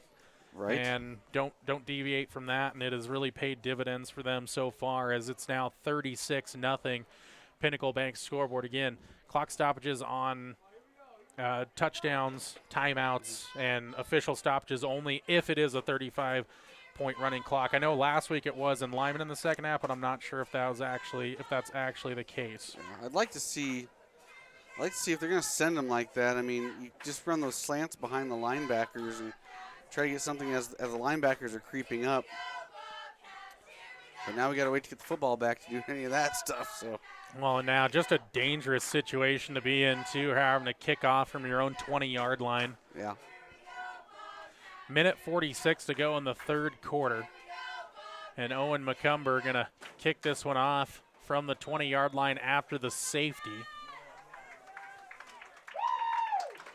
And here comes McCumber striding forward and kicks this one high up in the air, fielded at the 50-yard line there by Andrew Jackman, and Jackman upended quickly at the 44-yard line, so just a 1-yard return for Jackman, and the Cokeville offense rolls back out. First and 10, Cokeville.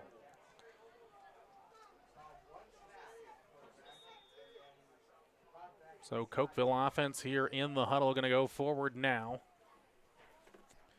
That 3-back set there with Walker under center.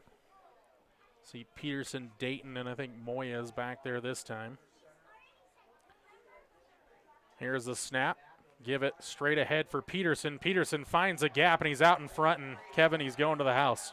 No, he's finally drugged down there by Delmonico Dukes, just not giving up on that play and just managed to grab Peterson. Again, we know Dukes has the speed, and that time showed off the wheels to get back and catch up with Peterson. Looked like Peterson had 2 or 3 steps on Dell, and he closed that distance. Marking me out the 4. It's going to be a 40-yard run, though.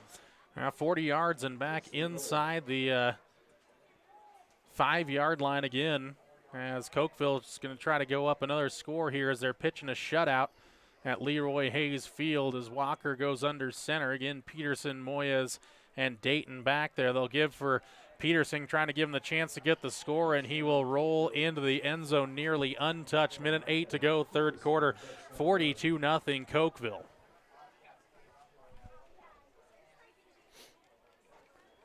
Short field, and Cokeville makes short work of it. 2 plays, 44 yards, and a Peterson touchdown, all 44 yards of the offense going to the junior running back. Let's set up a PAT attempt here, trying to make it 43-0. Dayton's got a big leg.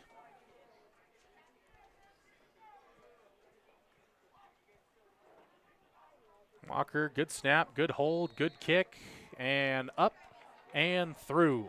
43-0 Pinnacle Bank scoreboard. Cokeville all over Thermopolis right now as the Cats just trying to find something to work offensively. They'll have another crack at it after this on the Wind River Radio Network. The choice is yours. Sutherland's Friends of the Family Plus Consumer Credit Card lets you choose from 5% off instantly at the register or special financing on qualifying purchases. That means no forms, no waiting, no rebates. You can choose 5% off instantly with your Sutherland's credit card. Got a big project? Choose special financing. The choice is yours with Sutherland's Friends of the Family Plus Consumer Credit Card. Subject to credit approval. Minimum monthly payment required. See store for details. Only at Sutherland's.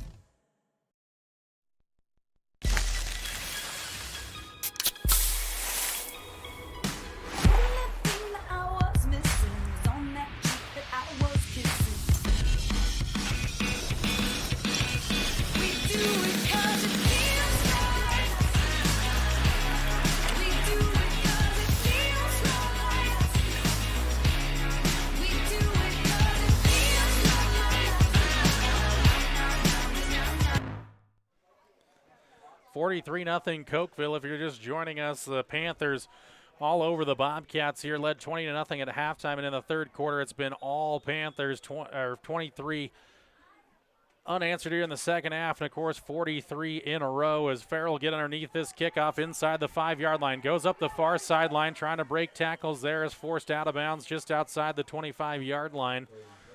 Out to the 25-yard line looks like where they're going to mark this one up. So the Cats will start there with a quarter of the field eaten up and see if they can make some plays.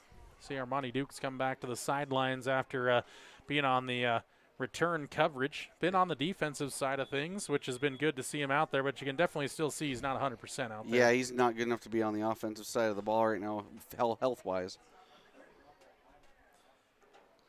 Minute 2 left in the third quarter, 43-0 Pinnacle Bank scoreboard. Cokeville on top of Thermopolis. Bobcat offense going to start rolling as the lights flash on here at Leroy Hayes Field as the sun starts to set in the western sky.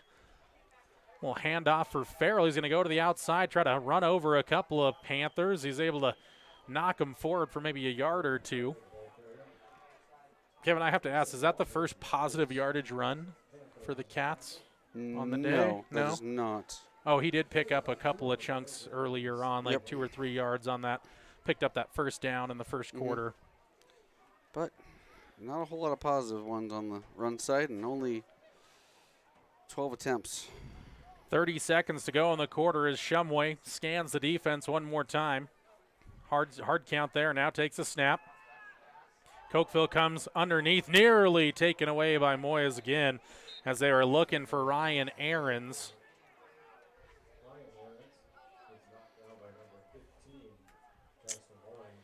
Moyes with the breakup there. 22 seconds left now in the third quarter. Ball needed a little more zip on it, and probably would have been a completion. Shumway and Farrell will be in the backfield here. Twins near and far side, back into that standard look here for the Cats. Shumway looks off his right shoulder again, moves Aarons in motion near to far side. Here comes the snap, and now Cokeville comes straight underneath and quickly right on top of Farrell. That time was Bencomo as they read that little dump-off play yet again. Felt like Bencomo was there a little early, but the only problem with that is he's behind the line of scrimmage, so it really doesn't matter. True. Because he's got to be ahead of the sticks for it to be a downfield pass to possibly get that PI. But yeah, if he'd been ahead of the line of scrimmage, possibly could have been the story. 3 quarters in the books. It's been all Cokeville. 43-0. Panthers lead the Cats. Cats looking for a score in the fourth quarter next on 101.7 KDNO and the Wind River Radio Network. One-Eyed Buffalo Brewing Company is proud to sponsor this broadcast of Thermopolis Athletics. Enjoy some of the finest prime rib around at One-Eyed Buffalo every Friday, Saturday, and Sunday. You cannot beat their menu full of mouth-watering items like the bison burger or the many different varieties of mac and cheese. Top it off with one of their locally brewed adult refreshments on tap. One-Eyed Buffalo Brewing Company, 528 Broadway in Thermopolis.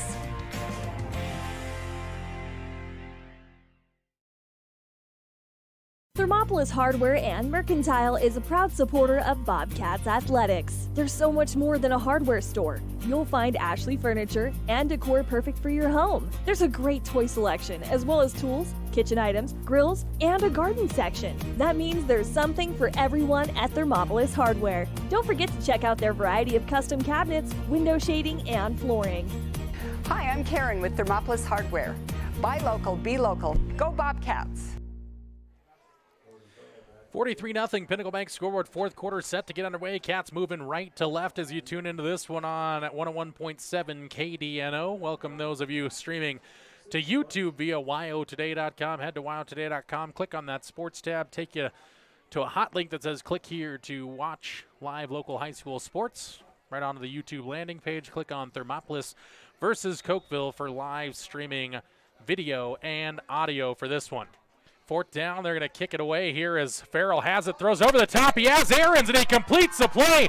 Aarons out near the 50-yard line, and that one was dialed up perfectly as Farrell had Aarons on a release, and Cokeville not expecting that, which why would you, up 43-0 in the fourth quarter, and the Cats going to pick up 24 yards on that 4th down and 10 conversion. So finally something exciting for this crowd to get into.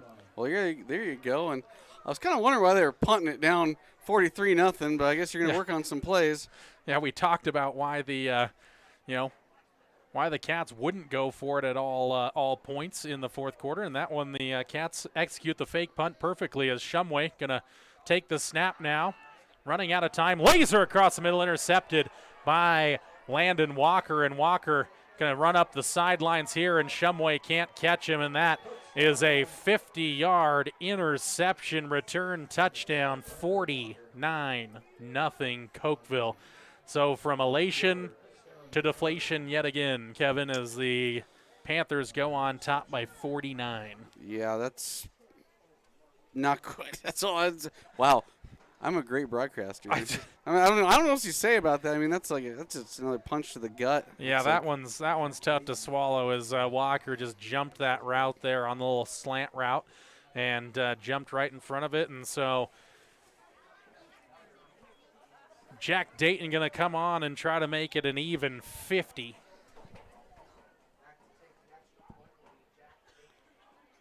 Snaps good, holds good, kick is no good. Missed it wide right. So 49-0 the score on the Pinnacle Bank scoreboard on the 50-yard interception return touchdown by the senior linebacker and quarterback Landon Walker. Cats have the football back next in the fourth quarter on 101.7 KDNO.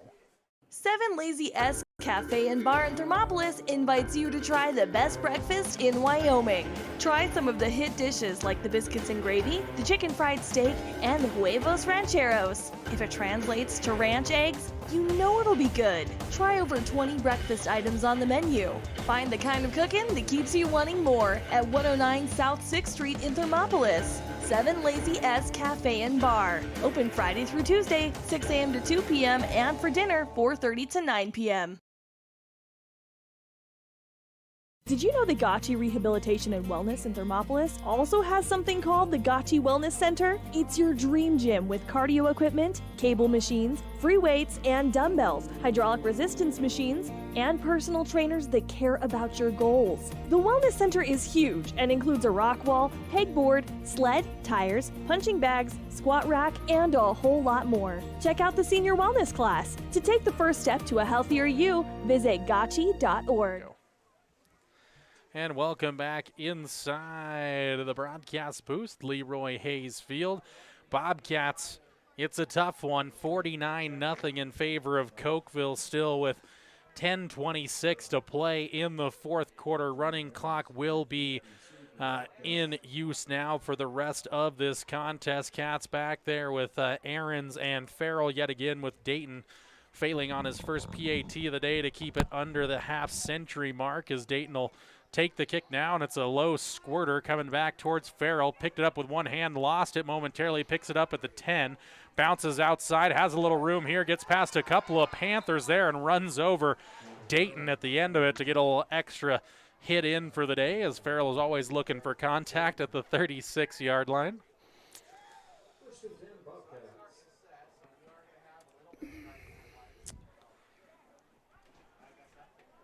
Yeah, like I said, Roy's put some good pops on some people tonight. Like I think I've said a couple times, I think some of them are just wanting to get some of that energy out. Absolutely. Got to try to make some plays and enjoy yourself out there some way. When you look up at the scoreboard trailing 49-0, you're looking for any kind of positives you can draw on. And do mention again, timeouts, touchdowns, official stoppages. The only way the clock stops now at 9:45 and ticking away here in the fourth quarter. Farrell takes the direct snap, going to try to get past Ben Como. Can't. Maybe gets back to the line of scrimmage. Maybe got a yard. I'm giving him a yard. So a yard that time for Rody Farrell on the direct snap. No, I am. They're moving it. Yep. Chain forward. Forward. There you go. Down marker forward.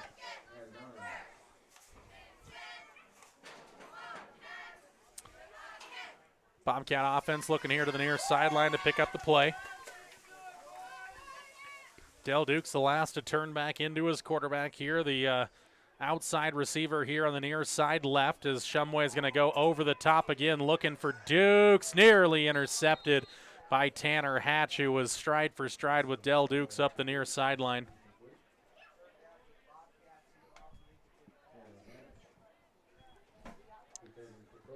Third down and long upcoming here for Thermopolis. Again, the clock will continue to wind at 8:40 to go.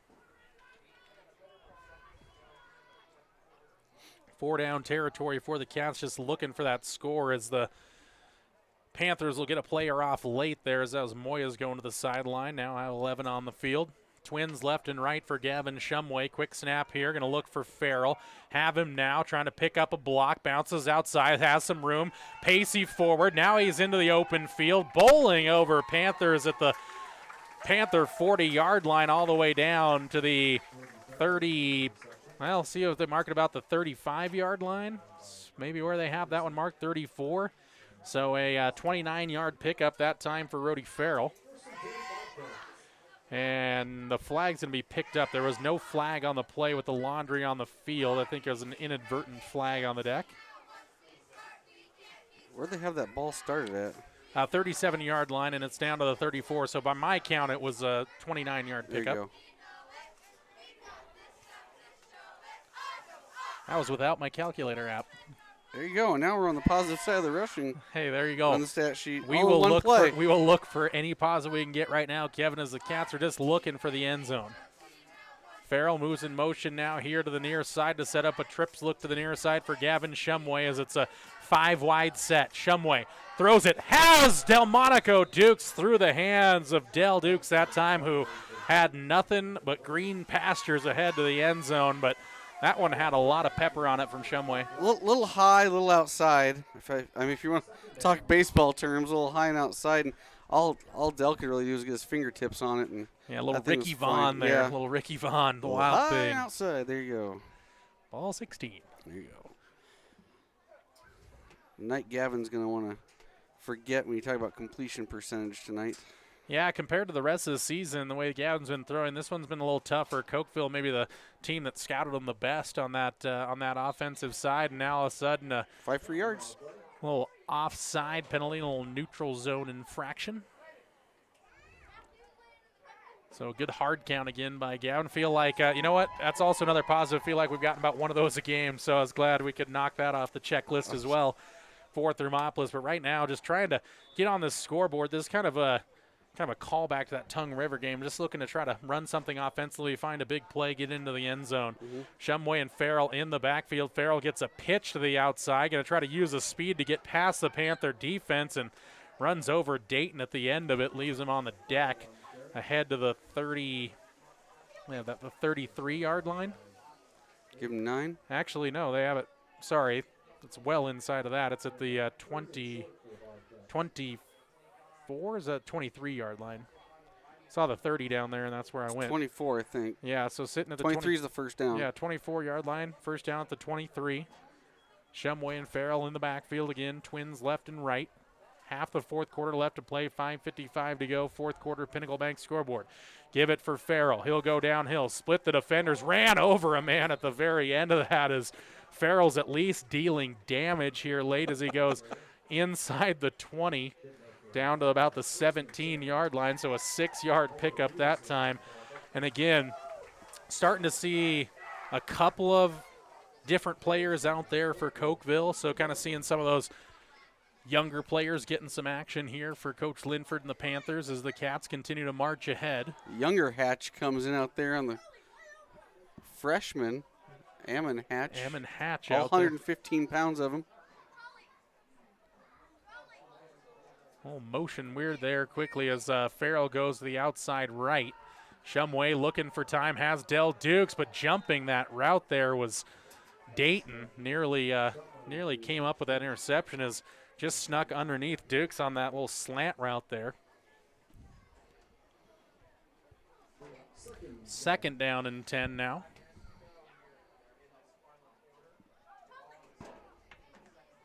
Cats moving it offensively here, looking for that first touchdown of the day. Got Ethan Yarrington, Chris Aarons here to the near side. Farrell is going to go back now, and that's going to be a false start penalty there as Farrell started moving a little bit early, so back it up 5. Farrell puts his hands on his hips there as he's frustrated about that one as he got going early and knows that one. He's like, looks to the sidelines like, that one's on me, that's all me.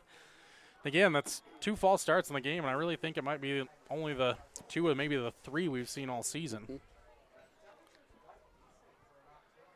Shumway takes the snap now, throw it out for Farrell, trying to get him into a little space there, but shook off one tackler with a stiff arm, but maybe got back to the line of scrimmage, maybe a yard or 2 in it.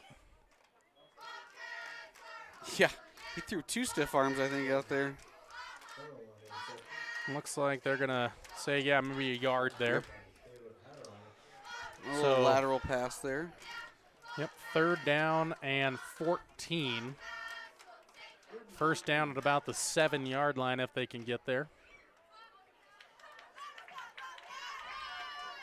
Twins left and right now for Shumway. Farrell off his left hip here, 3:45 to go in the contest. Shumway, 4-step, 5-step drop, throw it up now for Aarons, turn around, trying to come back for the ball, and that one may have been intercepted. Oh, no, they're going to say incomplete. They say it hit the deck there before it was picked up. Yeah, I thought Aarons was down for a minute. He's back up. Yeah, a little bit. Smidge gimpy that time, trying to come back to the football there as Gavin kind of hoisted another one up there.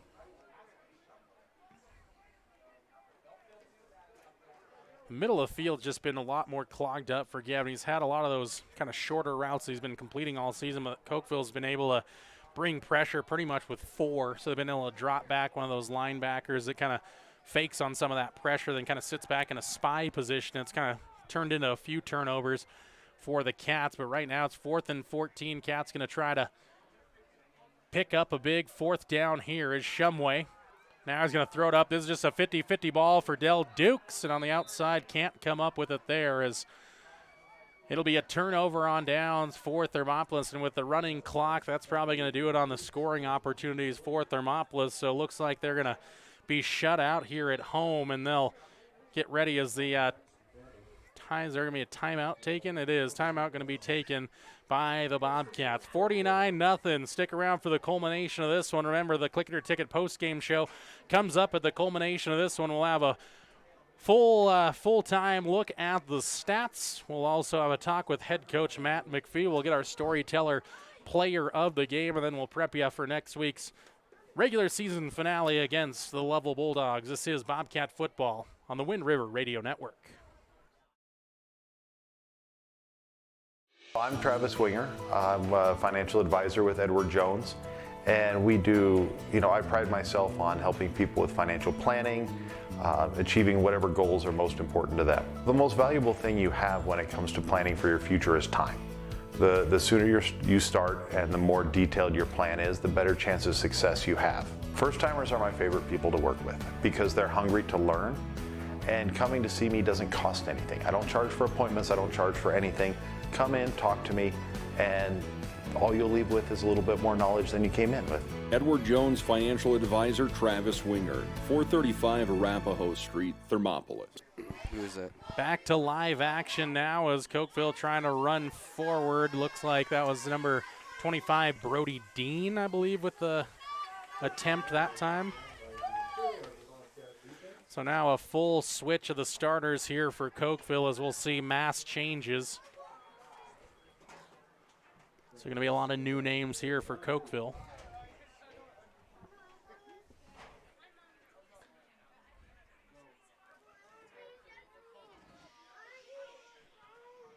Two minutes to go in this one.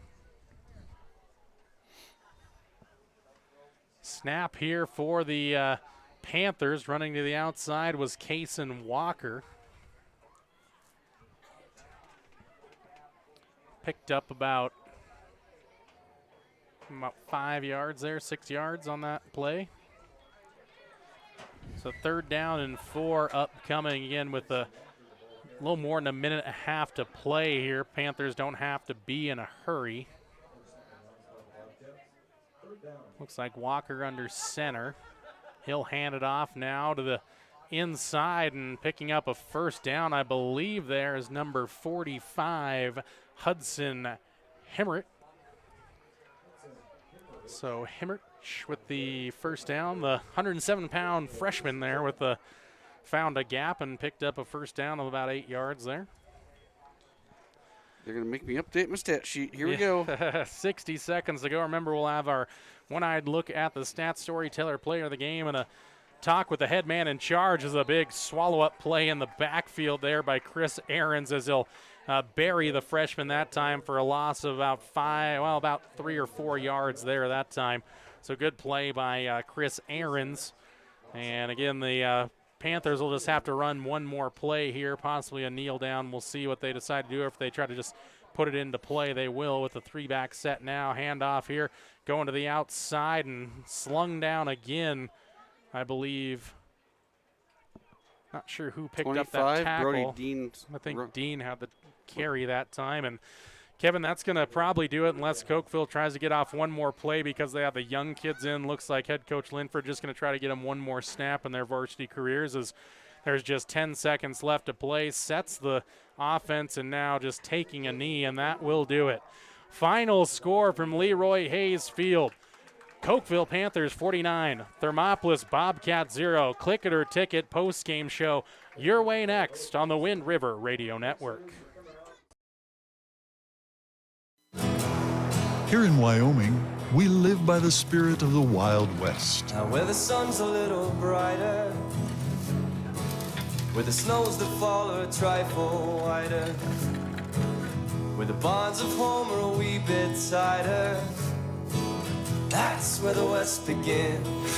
We're the bank that's with you wherever that spirit. Because we're more than a bank in Wyoming. We're Wyoming in a bank. Pinnacle Bank, the way banking should be. Ever wonder why so many babies are delivered at Hot Springs Health in Thermopolis? Could it be the exceptional prenatal care offered by our providers? Or our convenient family practice clinics located in Thermopolis, Worland, Basin, Shoshone, and Riverton? Maybe it's our new OB suites with large jetted tub, or maybe it's the place where you know you can find all of this and more.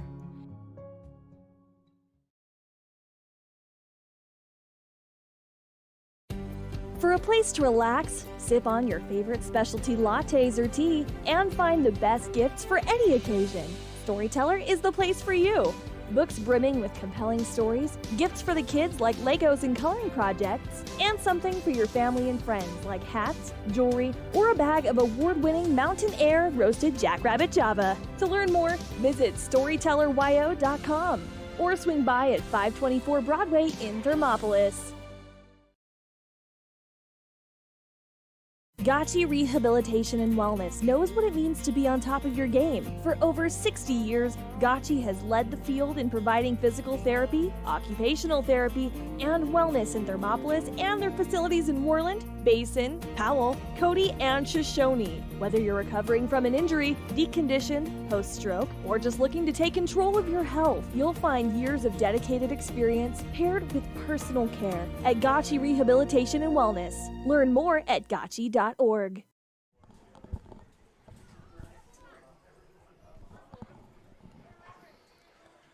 And welcome inside the Click It or Ticket post-game show. Jordan McCamey, Kevin Simpson with you. If you missed the contest, it was all Cokeville, 49-0, the final on the Pinnacle Bank scoreboard. Cats couldn't find their way into the end zone, and Cokeville just made work of short fields, turned turnovers into points, and that was just kind of the story of the night. The Cats just could never really get going. The offense just did not look as efficient as it has in weeks past. This is going to be a night that a lot of the offensive players are going to forget what happened tonight. You have to have a short memory for next week and brush it off, but definitely not the offense that we have seen the Bobcats put out there as a top 4 or 5 offensive team in 2A sports or 2A football.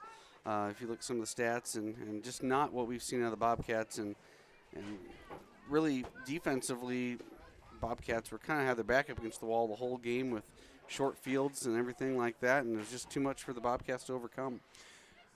49-0, as we mentioned, the final score on the Pinnacle Bank scoreboard. This is the Click It or Ticket post-game show. Take a quick break here on the other side. We'll get into our full stat recap here on the Click It or Ticket post-game show. This is Hot Springs County High School football on the Wind River Radio Network, 101.7 KDNO. There are 2 ways to buy 4x4 gear, the expensive way and the smart way. The expensive way is when you buy a new truck or SUV and the dealer sells you the brush guard, the heavy-duty bumpers, the steps, lights, winch, you name it. He rolls it all in with your loan into your monthly payment.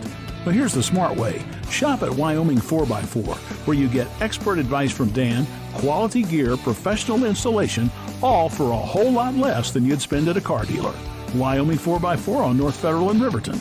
The smart way to roll. The choice is yours. Sutherland's Friends of the Family Plus Consumer Credit Card lets you choose from 5% off instantly at the register or special financing on qualifying purchases. That means no forms, no waiting, no rebates. You can choose 5% off instantly with your Sutherland's credit card. Got a big project? Choose special financing. The choice is yours with Sutherland's Friends of the Family Plus Consumer Credit Card. Subject to credit approval. Minimum monthly payment required. See store for details. Only at Sutherland's.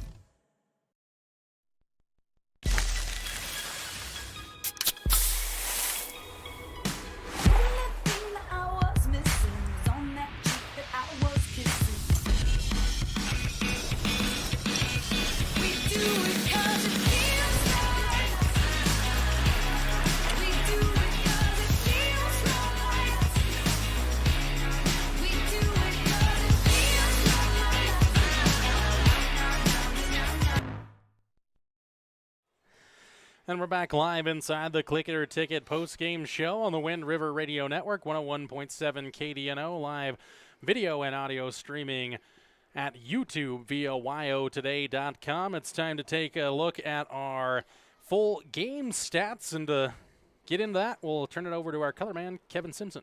All right, we'll start by looking at the Cokeville High School Panthers.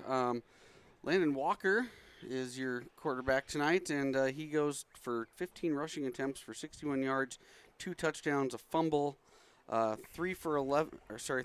completing 3 of 7 passes for 63 yards, 2 touchdowns, and an interception. He also had a pick 6 that he ran all the way back. So a lot of touchdowns scored by Walker today. Dayton, the guy we talked about coming into this matchup, does not meet his average for the season. He went 16 carries, 80 yards, and a touchdown. No other stats for him. No rushing, no receivings, no passing yards for him. Moyes, 1 catch for 28 yards. Peterson, 8 carries, 60 yards, and a touchdown. The younger Walker comes in, 4 carries, 15 yards. Hatch catches 2 balls tonight for 35 yards. Both of those go for a touchdown. A couple of youngsters come in to round out the game. Dean, 2 carries for a yard. And it looks like Heinrich comes in, 2 carries for 6 yards. Offensive totals for them, it looks like 286 total yards of offense, 223 of those coming on the ground, 63 of those coming through the air. We'll move on up to your Thermopolis Bobcats, and kind of a night that Gavin Shumway is going to want to forget offensively for him tonight. 5 carries for a negative 11 yards and a fumble. He went 13 completions on 43 attempts, so a lot of balls thrown by Gavin tonight. Only 30 of those come into completion for 154 yards. No touchdowns for Gavin tonight, and he throws 4 picks. Rody Farrell comes in today, 12 carries, 41 yards, no touchdowns for him. He did complete 1 of 2 passes he threw tonight for 24 yards, and he did catch 7 balls for 80 yards tonight. Del Duke's a slower night for him than what we're used to seeing. He catches 4 balls for 62 yards. His brother Armani did not play offensively tonight. Ryan Aarons, 2 catches, 38 yards. Chris Aarons, 1 catch, negative 2 yards. And those are your offensive stats for the Bobcats. Team totals would be 30 yards of rushing for the Bobcats tonight, 178 yards through the air for a total of 208 yards of total offense. So 208 yards of offense for the Bobcats, 286 yards of offense for the Panthers, and that's your one-eyed look at the stats. Thank you, Kevin. Those are the stats, full game stats there. Final score, Cokeville 49, Thermopolis 0. Pinnacle Bank scoreboard. On the other side, we name our storyteller player of the game and still look forward to the talk with the head man in charge, head coach Matt McPhee, as we ramp up the Click It or Ticket post-game show next on the Wind River Radio Network. One-Eyed Buffalo Brewing Company is proud to sponsor this broadcast of Thermopolis Athletics. Enjoy some of the finest prime rib around at One-Eyed Buffalo every Friday, Saturday, and Sunday. You cannot beat their menu full of mouth-watering items like the bison burger or the many different varieties of mac and cheese. Top it off with one of their locally brewed adult refreshments on tap. One-Eyed Buffalo Brewing Company, 528 Broadway in Thermopolis.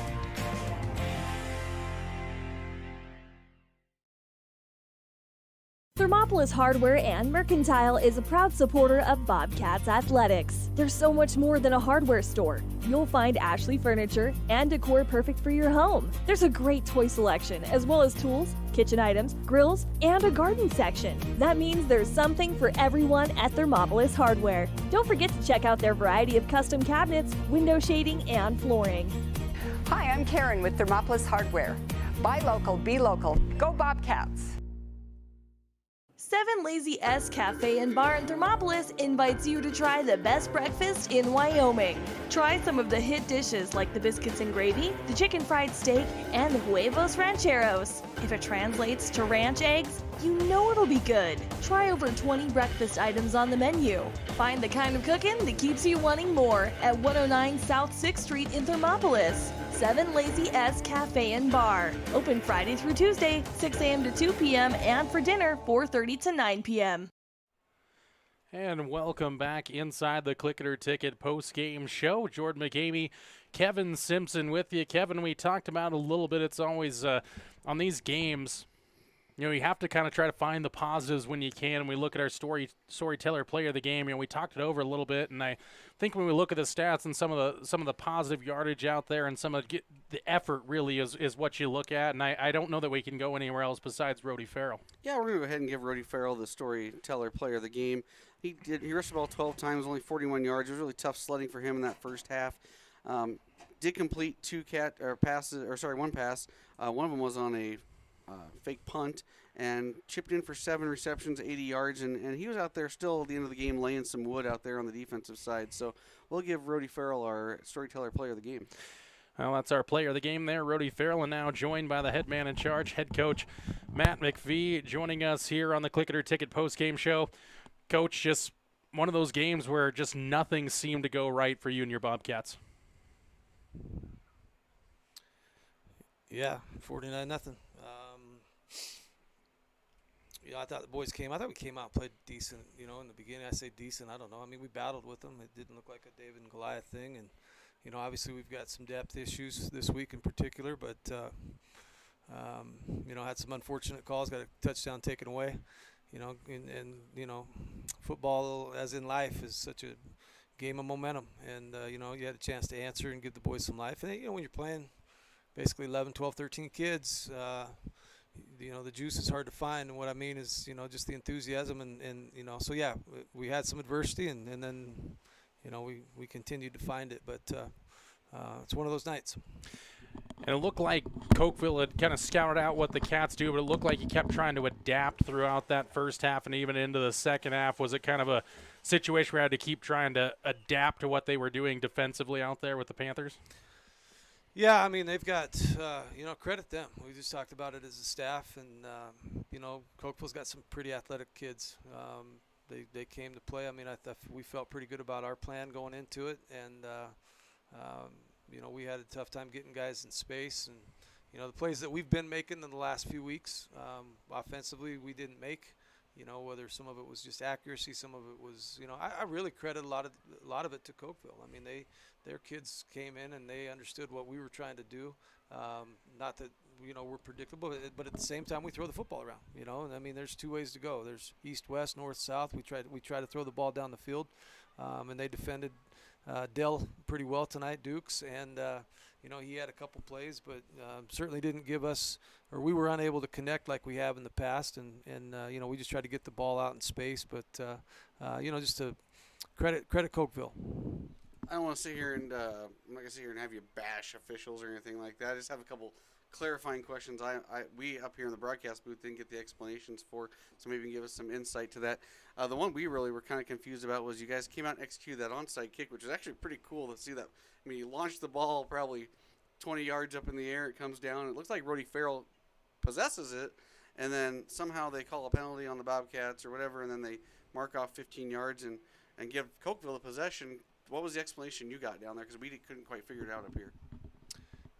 They said it was kick-catch interference. So were they saying they called for a fair catch? Because I thought that was the only way that you could have kick-catch interference, but I guess that's the explanation, and it seems like the things just didn't roll our way tonight, and that was just another extra gut puncher there. Yeah, I mean, it's a 20-0 ball game coming out of half, and, you pick up a possession there and, go down and find a way to get it in the end zone and, give the kids some life. But, yeah, just another gut punch, like you said, Jordan. So you go to Level next week, and we'll talk this week about some more. But you're gonna have some seniors playing their last game, and they get to do it here at home, which is awesome. Level is going to be a tough task, and I think is this one of those things you kind of preach to those players. We're gonna have a short memory, and we're gonna get back to work Monday, kind of deal. Yeah, I mean, absolutely. We just talked about it. I mean, we've got it's going to be a short week, but yeah, it's senior night for those kids, and more than anything, we just said we've got to finish, and I think we're a better football team maybe than that scoreboard indicated there at the end, but at the end of the day, no one's gonna say that's other than the case. They got 49, we didn't, and but as far as next week goes, yeah, I mean, we've got to regroup and put it behind us, and football's about matchups, and we'll find out what Level offers us. Obviously, another really good football team, but we've got a couple seniors that I think can come out and leave, like we talk about, a couple bricks in the building and the ways that we remember them. So we're proud of those kids, and we're glad we've got them for at least one more. Jordan McCamey, Kevin Simpson, joined by the Thermopolis Bobcats head coach Matt McPhee. Coach, any final thoughts here before we wrap this one up between the Bobcats and the Panthers? Nope. We'll get back after next week, and looking forward to the kids coming back and putting another effort out on the field. Thank you, fellas. Thank you. That's head coach Matt McPhee there at the Thermopolis Bobcats, head man in charge there. A tough one tonight. The Cats fall 49-0 on the Pinnacle Bank scoreboard. That's going to wrap it up for our Click It or Ticket post-game show and wrap it up on this Friday evening from Leroy Hayes Field. Again, thanks to those in our broadcast center back in Riverton, Wyoming, getting us on the air. And, of course, thanks to my color man, Kevin Simpson. I'm Jordan McCamey. Bobcats wrap up the season next Friday night as they welcome in the Lovell Bulldogs on senior night. A 7 o'clock kickoff. We'll be with you here at 6:30 p.m. for the Gotchi Rehab and Wellness pregame show on 101.7 KDNO and the Wind River Radio Network. One more time for Kevin Simpson. I'm Jordan McCamey, and until next time, go Bobcats. Did you know the Gotchi Rehabilitation and Wellness in Thermopolis also has something called the Gotchi Wellness Center? It's your dream gym with cardio equipment, cable machines, free weights and dumbbells, hydraulic resistance machines, and personal trainers that care about your goals. The Wellness Center is huge and includes a rock wall, pegboard, sled, tires, punching bags, squat rack, and a whole lot more. Check out the Senior Wellness class. To take the first step to a healthier you, visit gotchi.org. I'm Travis Winger. I'm a financial advisor with Edward Jones, and we do, I pride myself on helping people with financial planning, achieving whatever goals are most important to them. The most valuable thing you have when it comes to planning for your future is time. The sooner you start and the more detailed your plan is, the better chance of success you have. First-timers are my favorite people to work with because they're hungry to learn, and coming to see me doesn't cost anything. I don't charge for appointments, I don't charge for anything. Come in, talk to me, and all you'll leave with is a little bit more knowledge than you came in with. Edward Jones financial advisor Travis Wingard, 435 Arapahoe Street, Thermopolis.